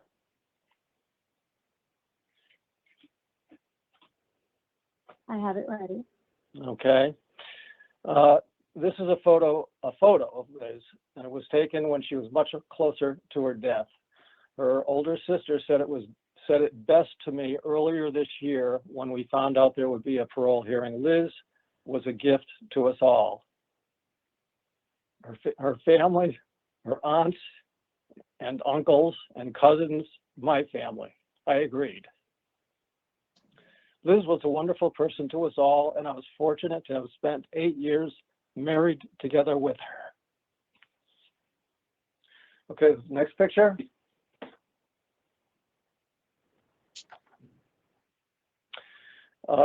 Yeah. Okay. The third picture is a photo of our son Tommy with me. It was taken shortly before his death. I was 30 years old. Liz was so happy to finally have a child and become a mother. I quickly discovered the joy and love that was possible for this new family member. Thank you, Lisa. You're welcome. On June 17th, in 1980, I drove home from work and saw something in the driveway. I got out of my car, walked over to it, and saw my infant son, Tommy, lying motionless, partially on his side. To check his condition, I nudged him onto his back. I put my hand on his chest, and blood welled up out of his mouth, down the left side of his face, pooling on the driveway around his head. He was dead. This is how the brutal, horrendous crimes against my son and wife started out for me that day. What was going through my mind? An accident. Liz, frantic, drove away somewhere in unspeakable grief. We would start over again. We would get past this and start a family again. I didn't find out where my wife was until late the next day when I was told she was dead too. I was told of the kidnapping, beating, and the multiple gunshots killing of my wife. Add this to the crushing of Tommy under the wheels of our car as the rapist killer drove away with my 29-year-old wife, mother to our 14-month-old son. This is too simple a word. What did that forcible sexual violation of my young wife look like as this inmate before you ravaged her? What was that like for Liz? What was it like being separated from her infant son, beaten, tied up, abducted, over Tommy with our car? What screams of horror and pain did she experience as he beat her, sexually violated her, shot her multiple times as she put up her arm in vain attempts to shield herself from the bullets ripping into her? Only Larry can answer these questions. Before you make a parole decision, I believe you should have him describe these details so you can feel the horror of what he did to my wife and son. Ask him to describe in detail the things he did to Liz before you judge whether to unleash such a person onto the public, onto young women. Think about how he previously must have watched us from across the street where he lived, and so knew I would still be away at work. When he saw Liz arrive home, he proceeded with fully premeditated plans, obviously. He got his father's gun from the closet where he knew it to be kept. He brought the gun and some rope across the street. He grabbed Liz, tied her up, drove her in our car to a secluded wooded spot he obviously knew well. He then satisfied his base sexual desires with no concept of feeling for another human being. He shot her to death. This was calculated violence, not just a crime of passion. He demonstrates a callous disregard for human life. Carefully think about the injury details gleaned from the autopsy reports, like I continue to do even these 45 years later. Require Larry to describe them. Ask him how much she resisted, how much she screamed and cried in terror and pain. No one can imagine what this did to me, my family, Liz's family, our friends. I lost everything that day. I was destined to go over and over in my mind the horror and pain Liz went through before she died. To this day, I still suffer through these thoughts. I would never again bring a child into this world that has such psychopathic, inhuman animals like this killer living in it. By killing our son, Thomas Allen Hart, he ended my grandfather's, my father's, and my Hart family hereditary line that day. Larry's statements and answers today are meaningless unless they can be verified. I learned of his lies reading his 1986 deposition taken by my attorney as part of my civil suit. He denied the crime multiple times 6 years later while under oath with his answers. He concocted an unverified story about where he was at the time. At some time after he finished with Liz, he returned the gun to his father's closet where the police found it a few days later. He proceeded to deny knowing anything about the crime or using the gun. He now says Liz talked about him. I was not aware of that. He just fed our cats a couple of times. That's all I was aware of. In his and his parents' depositions, I learned how he is an expert with guns. He started at a very young age, 4 and 5, with help from his parents. This was target shooting, hunting. He attended NRA courses weekly for 4 years, where the safety training did little to prevent him from shooting my wife to death. Deposition answers revealed that he has a very low IQ, was always mentally slow as demonstrated in school, staying back in 2 grades. He was 19 and a high school junior when he committed the crimes. Combining these traits with his demonstrated proclivity for uncaring sexual violence mean he is still a serious danger to the public, especially young women, which should be ample justification for keeping him incarcerated. I speak for those who can no longer speak for themselves. Liz's parents, Bill and Barbara, her older brother, Ben, her aunt and uncle, Charlotte and Bayard, her aunt Peg and Uncle Alan, from whom we got Tommy's middle name, my parents, Bob and Vi. I speak for Liz's sisters, her brothers, one of whom Tommy was named after, and her many close cousins and friends. I speak for my sisters, my brother, my sister's son, who for a very short time was Tommy's cousin and friend. We all loved Liz and missed her so. I speak for 3 of Liz's nieces who never got to know her, but were partly named after her, along with her other nieces and nephews. And I speak for many, many more who were affected and who wrote us letters of condolence when I say, why should his punishment end when our nightmare of his evil acts will never end until we die? It should not. I entreat you to end this here, and please don't put us all through this again. This is not about how many training programs he's taken in prison, whether he's checked the boxes in order to get out, or whether he has a supportive place to go if released. This is about immutable characteristics, abilities, past unspeakable acts, and public safety. This man is capable of extreme violence. This man who planned and executed these murders is still present. The sentence included to life. He should not be released until he dies. Thank you. Thank you. Thank you, Thank you. panel. Thank you. Thank you, everyone who shared their thoughts.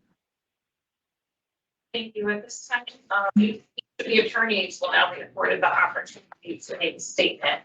We'll begin with State's Attorney Wolcott. If you have any comments or statements you'd like to make, you may do so now. Yes, thank you. Thank you, board. First and foremost, my heart goes out to the victims, and I heard every word that they spoke, and just so sorry for their loss and what they've been going through these 43 years.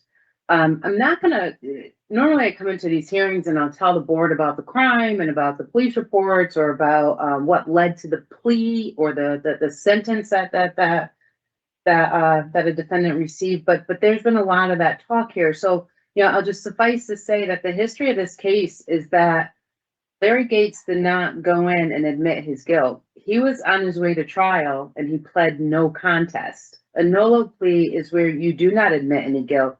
You simply say, I think the state has enough facts or has enough evidence to prove the crime against me. And there's no admission. The statement by Mr. Hart, he mentioned a deposition that was done 6 years later. In that deposition, Larry Gates still did not take any responsibility for this crime. And as I've sat in the hearing, listening in to what was said and spoken over the past 2 years, that nolo plea becomes very significant.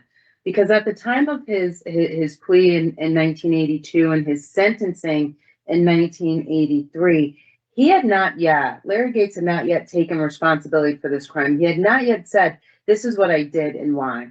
And so when we get into this hearing today and he's being asked questions by the board and we're hearing some of his answers that included, well, you know, I just wanted to scare her. I just wanted to go over there. And the board the board questioned him on this at length. And there's one piece that kept on sticking out of, if you went over there just to scare her, why didn't it stop at the entering her home forcibly? Why didn't it stop at tying her up and robbing her at gunpoint? Why didn't it stop at kidnapping her from her house? Why didn't it stop at running over her 14-month-old baby in the driveway? Baby, not young man, baby. A child in a t-shirt and a diaper, and he was left there for dead. We hear statements from individuals who run over chipmunks and squirrels and have to pull their cars over to collect themselves. Larry Gates continued going with a woman in the vehicle, more than likely screaming. We cannot lose sight of the traumatic nature of everything that was going on, and yet he persisted. And it wasn't until we had the questioning today by this board where he finally said, I believe it was in response to Mr. Pohl's questions, what was your intent? Was it to rape or to kill her? And he said the intent was to do both. Both. This is insight. This is an admission that's 43 years in the making. And as I say here as the state's attorney for the Hartford Judicial District, this is one case that I'll be very frank is extremely troubling, because to see this amount of anger, this amount of hatred, this amount and not hatred of self, hatred of others, this imagined revenge, the determination that this man had, that he was undeterred by just the sheer brutality of his actions that day. And then to hear him 43 years later finally say, okay, I intended to rape and kill her. And that's after answering Madam Chair's questions of, oh yeah, I just intended to scare her. So as the board's looking at all the factors, I just ask you to really hone in on the posture of this defendant. He may present here now as a seemingly nice 64-year-old man who just wants to be released and help mow lawns.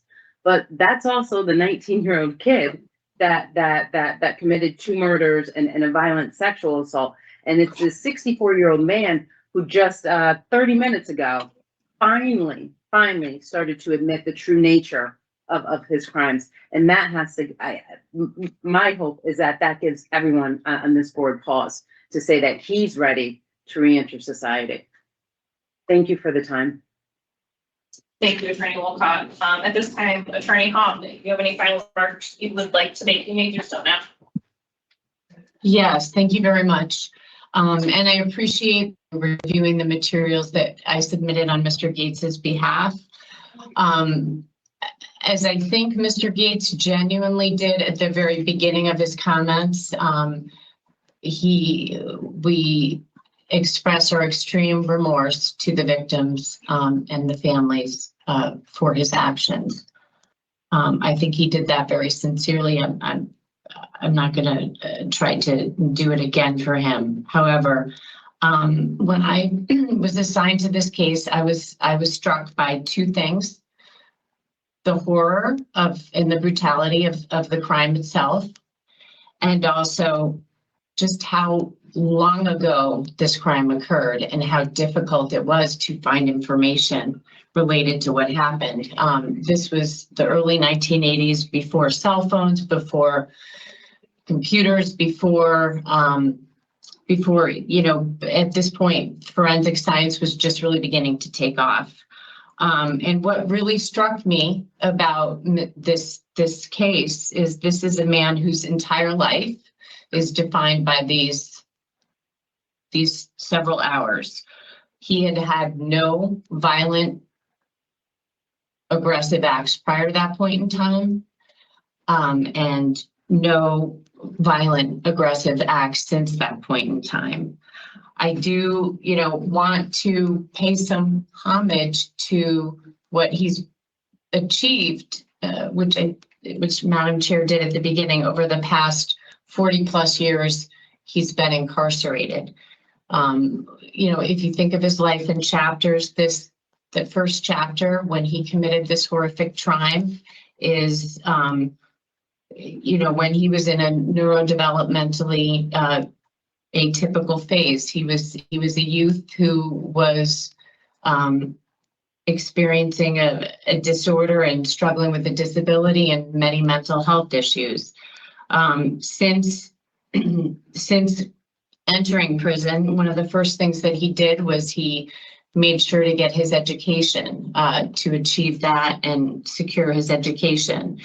One of the second things that he did, which there seems to be little information about, and I think this is due to the fact that the DOC EHR system transitioned to electronic around 2018, so it was difficult to find some of that historical information about the counseling and the programs that he engaged in. But the second chapter for Mr. Gates was really, as he spoke about, engaging in that extensive programming that he did through family therapy, the sex offender treatment programming that was available at that point in time, where he was able to talk about his own victimization and bring that to the forefront and work through that. That was chapter 3 for him.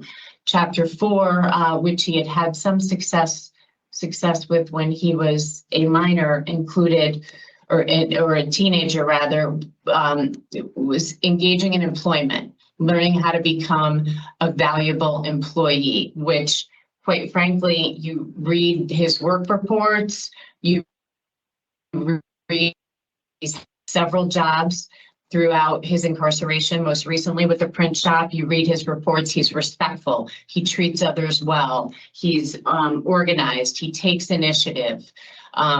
This is a man who is regarded highly by the folks that work within the facility, as well as if you look at the letters of support, he has 3 or 4 letters from various folks that he that he befriended and were peers of his over the course of the years. All of these different pieces that Mr. Gates has accomplished in the past 40 years. And again, I've seen lots of different cases. This is a man who had one disciplinary ticket in the early 1990s. He's followed the rules and regulations. He's been nothing but pleasant and affable. And yes, he has taken accountability for his crime. Every day he looks in the mirror and he remembers the acts that he committed. You know, there were questions about, you know, there were a lot of questions about where his mindset was at that point in time. At the beginning of this case, you know, his defense counsel got a psychiatrist involved, and Mr. Gates was evaluated. And at that point in time, there were extensive efforts made at mitigation. Our office, Dr. Borden had evaluated him and surmised on his mental state at the time of the crime. Our office engaged Dr. James Peer, who's a very experienced forensic neuropsychologist, to do an updated assessment on Mr. Gates, which we had included, and I know Madam Chair referenced. I think that was a very thorough assessment that shows a picture of the man that he is today and the transformation that he has made over the past 40 plus years. He does not now present with the challenges that he previously presented with. Does he need to continue to engage in therapy? Absolutely. He also underwent the problem sexual behavior evaluation, fully complied with that, is completed by the Connection earlier this year, and also reviewed by Dr. Peer. Clearly, that evaluation even identified him as relatively low risk for recidivating and re-engaging in the behaviors that were associated with this crime. Does he continue to need to engage in therapy? Absolutely. Is that something that he's willing to do? Absolutely. There was a question around, you know, if he were to return to society, what would he do? His family, who has moved out of the area where the crime occurred, is willing to, can house him and is willing to do so. As a first step, it does seem, and Mr. Gates and I had discussed, it does seem appropriate for him to do as a transition, given how long he has been incarcerated, a transition or a first step as such as a halfway house prior to being able to reunite with his family. He does have quite, as we also included, you know, just his work history prior to coming into DOC and committing this crime. He has an extensive work history, and through his years at DOC, helped through the culinary training that he's received, the training that he's received in the library, his interest and experience working with animals, as well as the success that he's had in the print shop. He's got a whole different host of skills that would be readily transferable, and in his own words, given the opportunity to become a tax-paying citizen and reintegrate with society. So, in closing, on Mr. Gates's behalf, I would like to just share a quote that I found that I think does sum up his life. It's from the Book of Crime and Punishment. If he has a conscience, he will suffer for his mistake. That will be his punishment as well as prison. I think that sums up Mr. Gates's life and situation. I think he has taken accountability for his crime.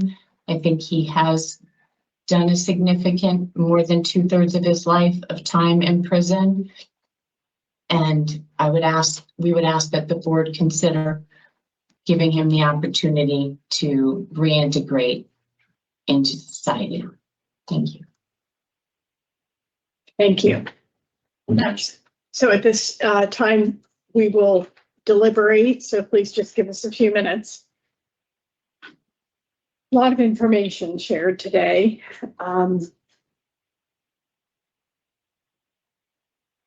Very difficult circumstances of these crimes, and tremendous amount of pain caused by the choices that Mr. Gates made as a very young man.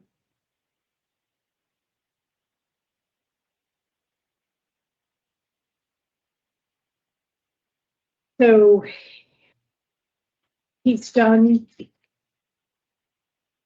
some training and rehabilitation. His behavior, to his credit, is what we expect of those who are incarcerated, that they would abide by the rules. And his willingness to do so has afforded him a range of opportunities for vocational training and employment. And he's done well with those opportunities. I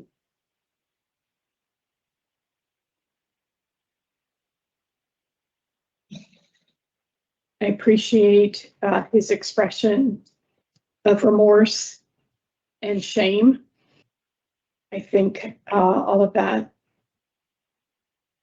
is very appropriate given the circumstances.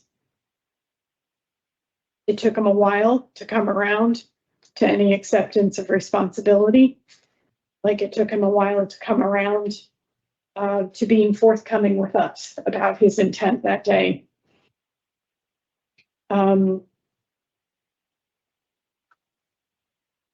Something that you recently said about age and the mitigating nature of these 23-169 cases is coming back up again for me in this situation. This is a young man who, at the time of the crime, managed his feelings in such a way that he was getting by in school, that he was holding down jobs, that he was, called upon for services like lawn mowing in his community, while, struggling at home with a lack of support, a lack of affection, and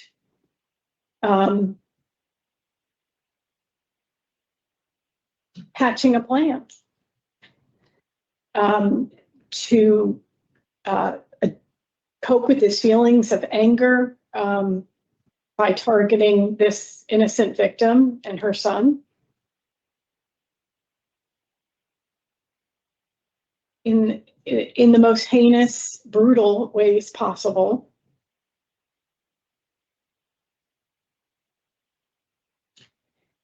And I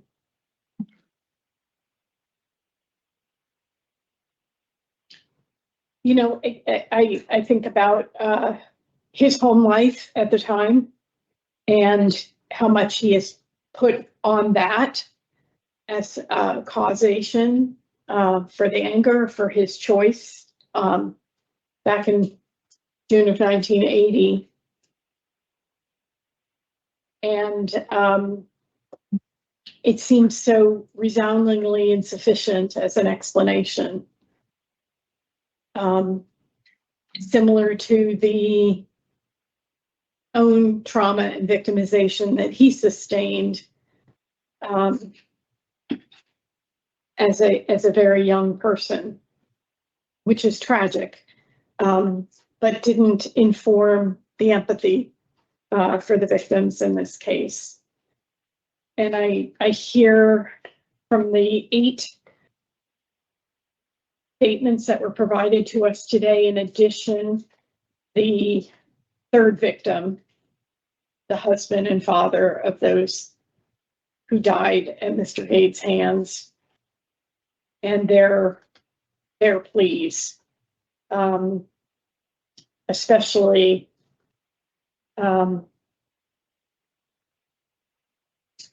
not to be put through this nightmare again. My vote is to deny Mr. Gates parole. Injury and impact, nature and circumstances. I just can't overcome. Ms. Chance. I absolutely agree with you, Madam Chair. And I think for me, part of it had to do with the fact that it took him so long to acknowledge the seriousness of the crime and his inability not to do it sooner. And today, when my colleague, Mr. Pohl, asked him what his intentions were, and he had to follow up by saying, did you or did you not go there to commit both offenses? And that was his first acknowledgement, because before he had, all these excuses, and I'm not minimizing it by saying excuses, by bringing up what one of his previous neighbors did to him, in addition to his negative relationship with his parents.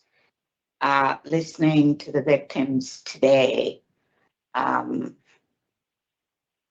I could just actually go back all those years and envision everything that happened and how it occurred.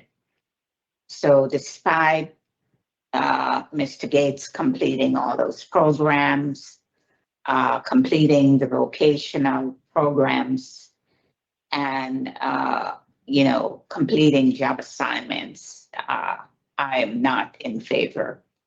And I agree with the reasons, the nature, circumstances, and impact of victims' families. Mr. Pohl, your thoughts? Thank you, Madam Chair. So, in looking at what Mr. Gates has accomplished inside, and I want to give a lot of weight to that. He's gone in and accomplished his GED. He's helped others. He's taken on roles where they have influenced other people in a positive way, other people who have gone home. And, I would suspect because of, with increased education comes reduced recidivism, that he's had a positive impact on the world out here. Programs that he's taken, I think he's gained a lot of insight into what happened, even though it comes to today before it's fully laid on the table. And looking at 23-169, it's like, somebody created young Mr. Larry Gates, who crossed the street and did what he did. So do I believe there's reduced culpability? I do. But the statute asks us to give it great weight, and I do. And in looking at it, I also have to look at what happened back then. And understanding that Mr. Gates has accomplished a great deal. The nature of the crime is still, very, it's described as heinous, and, obviously from hearing from the victims today, there's a great deal of impact that's happened to their entire lives. Yes, all 45 years. Yeah. And so even though I believe there's, reduced culpability because of his age, I can't get there on Zoom. And as such, I would support it.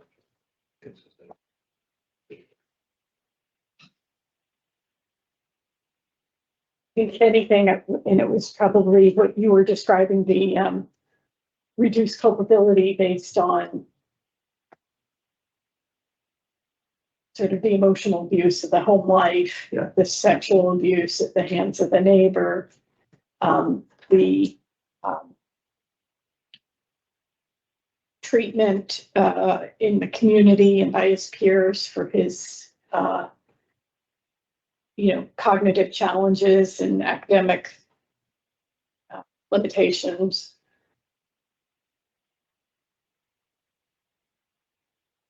Yet, the anger, what I was trying to get at is that the anger wasn't dissipated over all aspects of his life. Sure, he stole from his mother, but he wasn't confrontative and disrespectful and in school and at home and in the workplace, so he contained it. And then he chose this target because of some belief that she was saying things about him. And it was kind of where I was trying to get to in the question, like it just went full circle. And the choice that he made that day, which I also believe as one of or more of the victims shared, reflects the elements of premeditation. Certainly encourage Mr. Gates to continue to do what he's doing.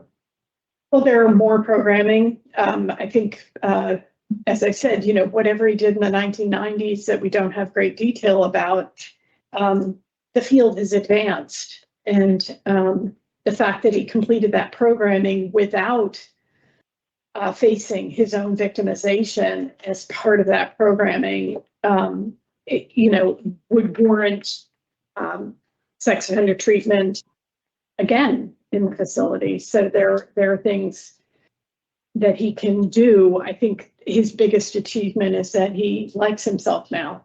That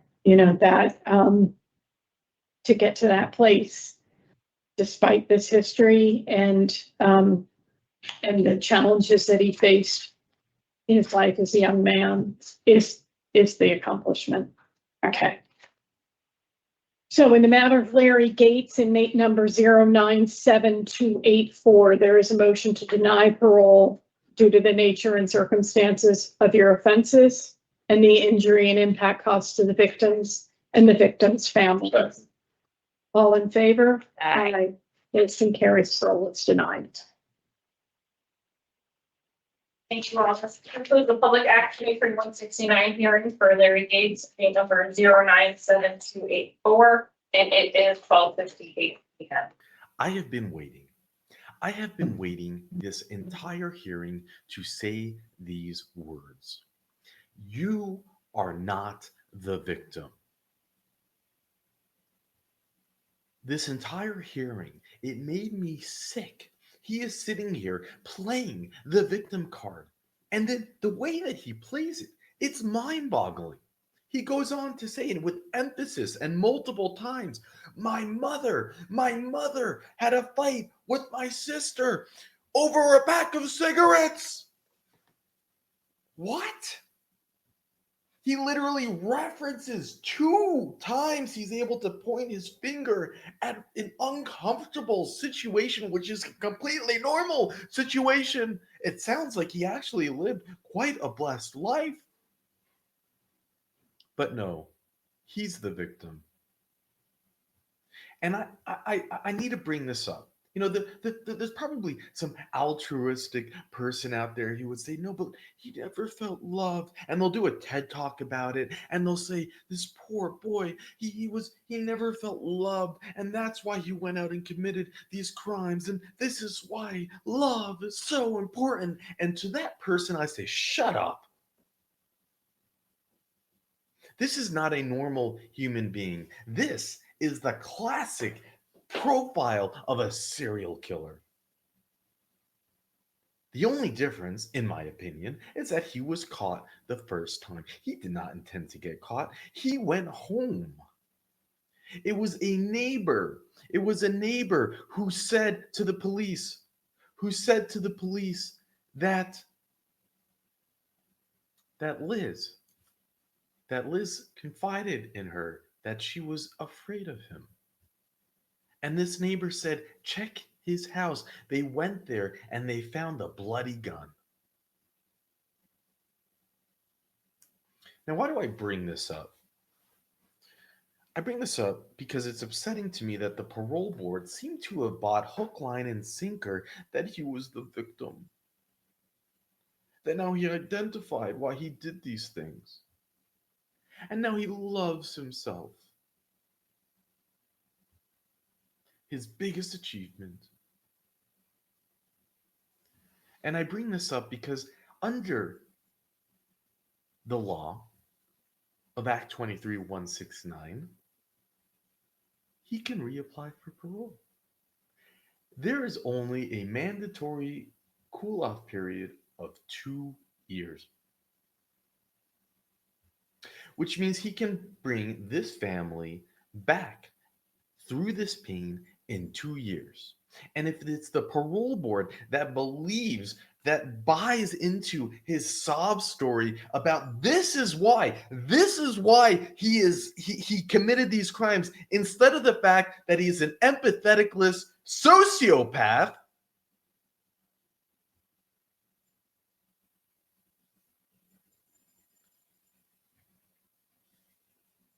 it's like people don't understand that evil exists. That there are those that are not wired correctly, that there are those that can never be out in the public. You know, the parole board did a good job. Even Mike Pohl came in there with a great question at the end, holding him to the fire, saying, why did you do it? What were your intentions? Good job, Mike Pohl. Never thought I'd say it.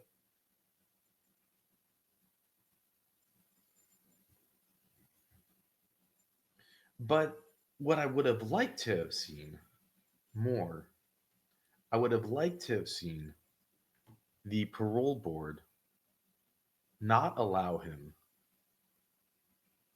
to walk away, or not allow the family to even have the hearing end in the sense where they were validating him making himself as the victim, where they were validating the words that he's saying, yeah, he is, according to the doctors, a relatively low risk to reoffend.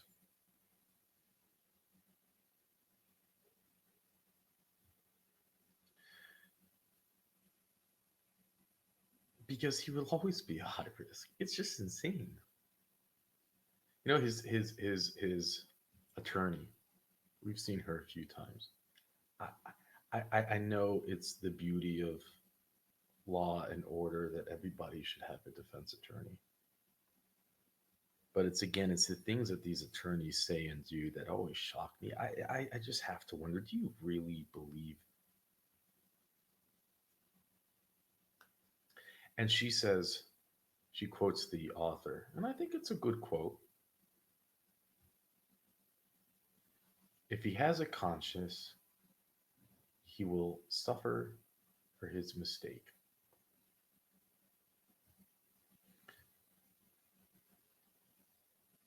It's, he's already suffering. But it's like, well, what if he doesn't have a conscience? Which I clearly do not believe he has. Wasn't it convenient that he brings up at this parole hearing this neighbor who did those things to him? How convenient. How convenient that it wasn't in the PSI report. It wasn't in any of the information that we saw that's on this case. It's never mentioned in his programs that he didn't even care to attend to. He sent his attorney on his behalf. Nothing. Never. Zero.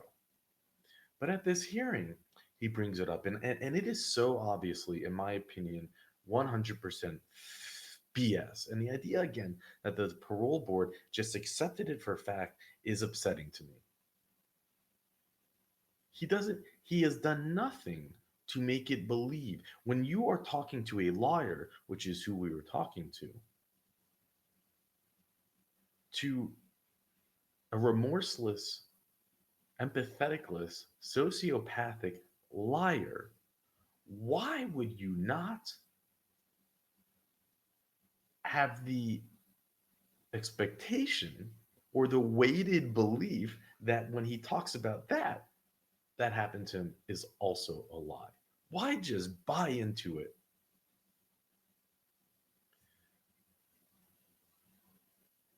And again, he didn't bring it up until later in the hearing when he felt he had to. What he continued to bring up and what he brought up multiple times was seeing his mother fight with his sister one time, or not feeling loved by his mother. It was like the classic sociopathic serial killer who has that thing with their mother, which I believe was totally, he totally is just not there. It's a perception thing. You hear from the stories, it sounded like he came from a loved family. The way in which they trained him how to use, the everything about it, how she helped him do taxes.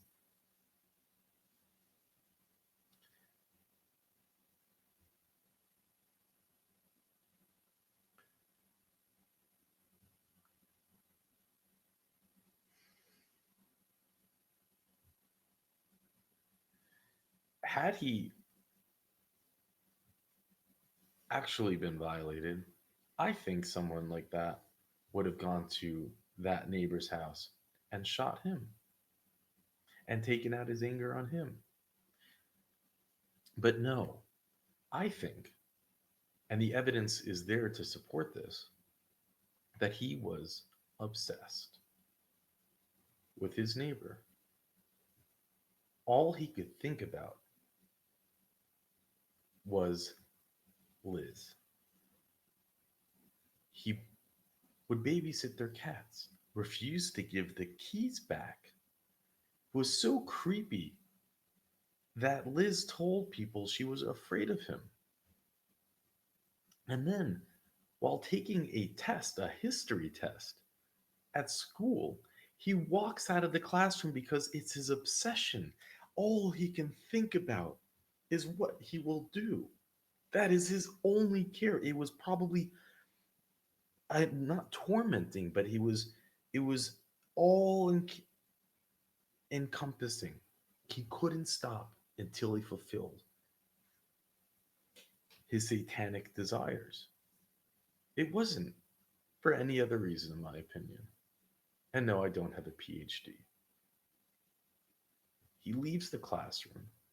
He takes his father's gun, which is what I'm sure the civil suit was about. And he goes there with rope, with one objective. And then all these years later, he shows up and he plays the victim card. His mommy never loved him. Liz was talking about him behind his back. He had to get revenge. And you hear in this hearing that there's actually a doctor that evaluated him recently and said that he's a relatively low risk to reoffend. And don't you just want to climb out of your chair and shake that doctor and say, what is wrong with you?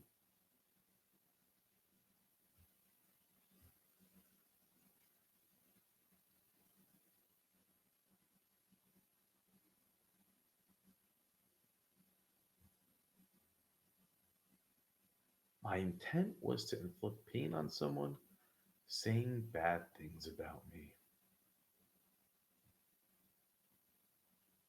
No. Your intent was to go there, essay, and kill. And then you hear about little Tommy. little Tommy found by his father in a diaper and t-shirt. And I think anybody who's human will break hearing that.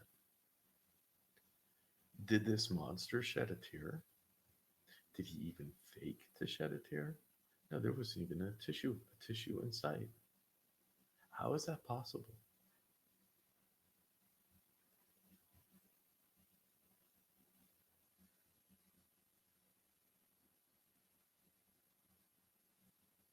How is it possible that someone could commit the crime? What happened that day? The screams of the baby, of Tommy, the screams of a mother, of Liz, those screams would torment you. They would haunt anyone with a soul. They would break you. And there's nothing there. As a matter of fact, I think he was holding back smiles. I think he was holding back a grin at times. I think he was reliving it and enjoying it.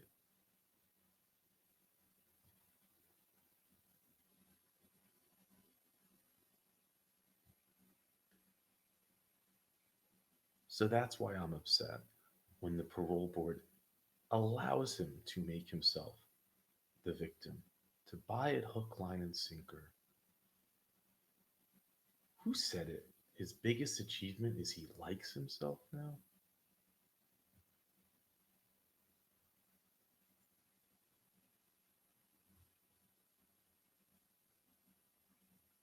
If he is conscious, he will suffer for his mistake. Well, that's not a problem for someone who actually doesn't have a conscience, is it? Was it the DA that said that if you run over a squirrel or a chipmunk, a normal person would have to pull over and take a breath? He's not a normal person.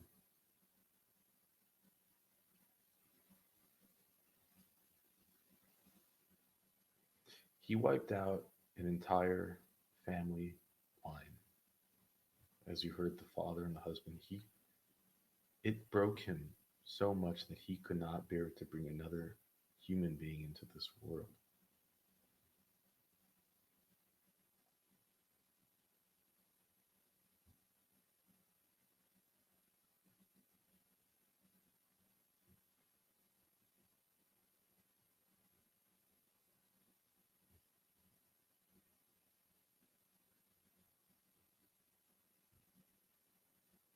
There's a lot I want to say about this case. There's a lot I want to dissect, and I want to point out there's a lot that I know that you've seen that I should be talking about. But to be frank, I've sat here and I've tried to talk about this, and I've sat in front of the screen and the microphone, and I just, I was listening to this part of it while I was driving my car, and I just wanted, I literally was screaming into the car, screaming. And I know that a lot of you feel the same way or do the same thing. And I come on here as therapy. I couldn't listen to these hearings if I wasn't able to talk about them with you and to let it out.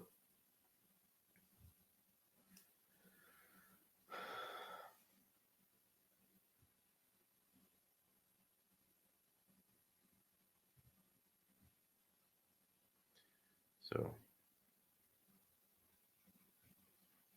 I think again, the objective, the goal is to let the world see this evil and to magnify the voices of the victims. Where baby Tommy and mommy Liz are not forgotten, and where the victims don't need to be victimized and re-victimized in a small corner of the world.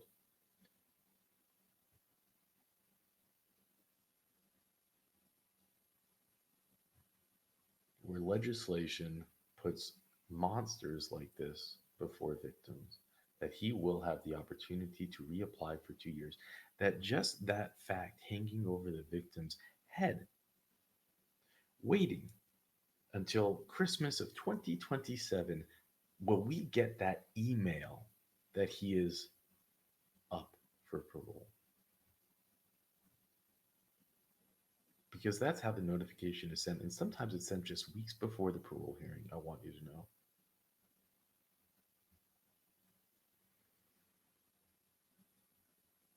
That's madness.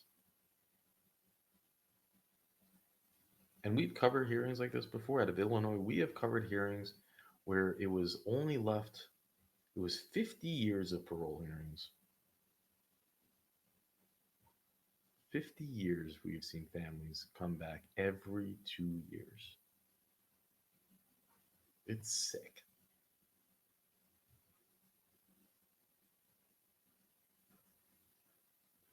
I'll leave you final words from the victim. No one can imagine what this did to me, my family, Liz's family, our friends.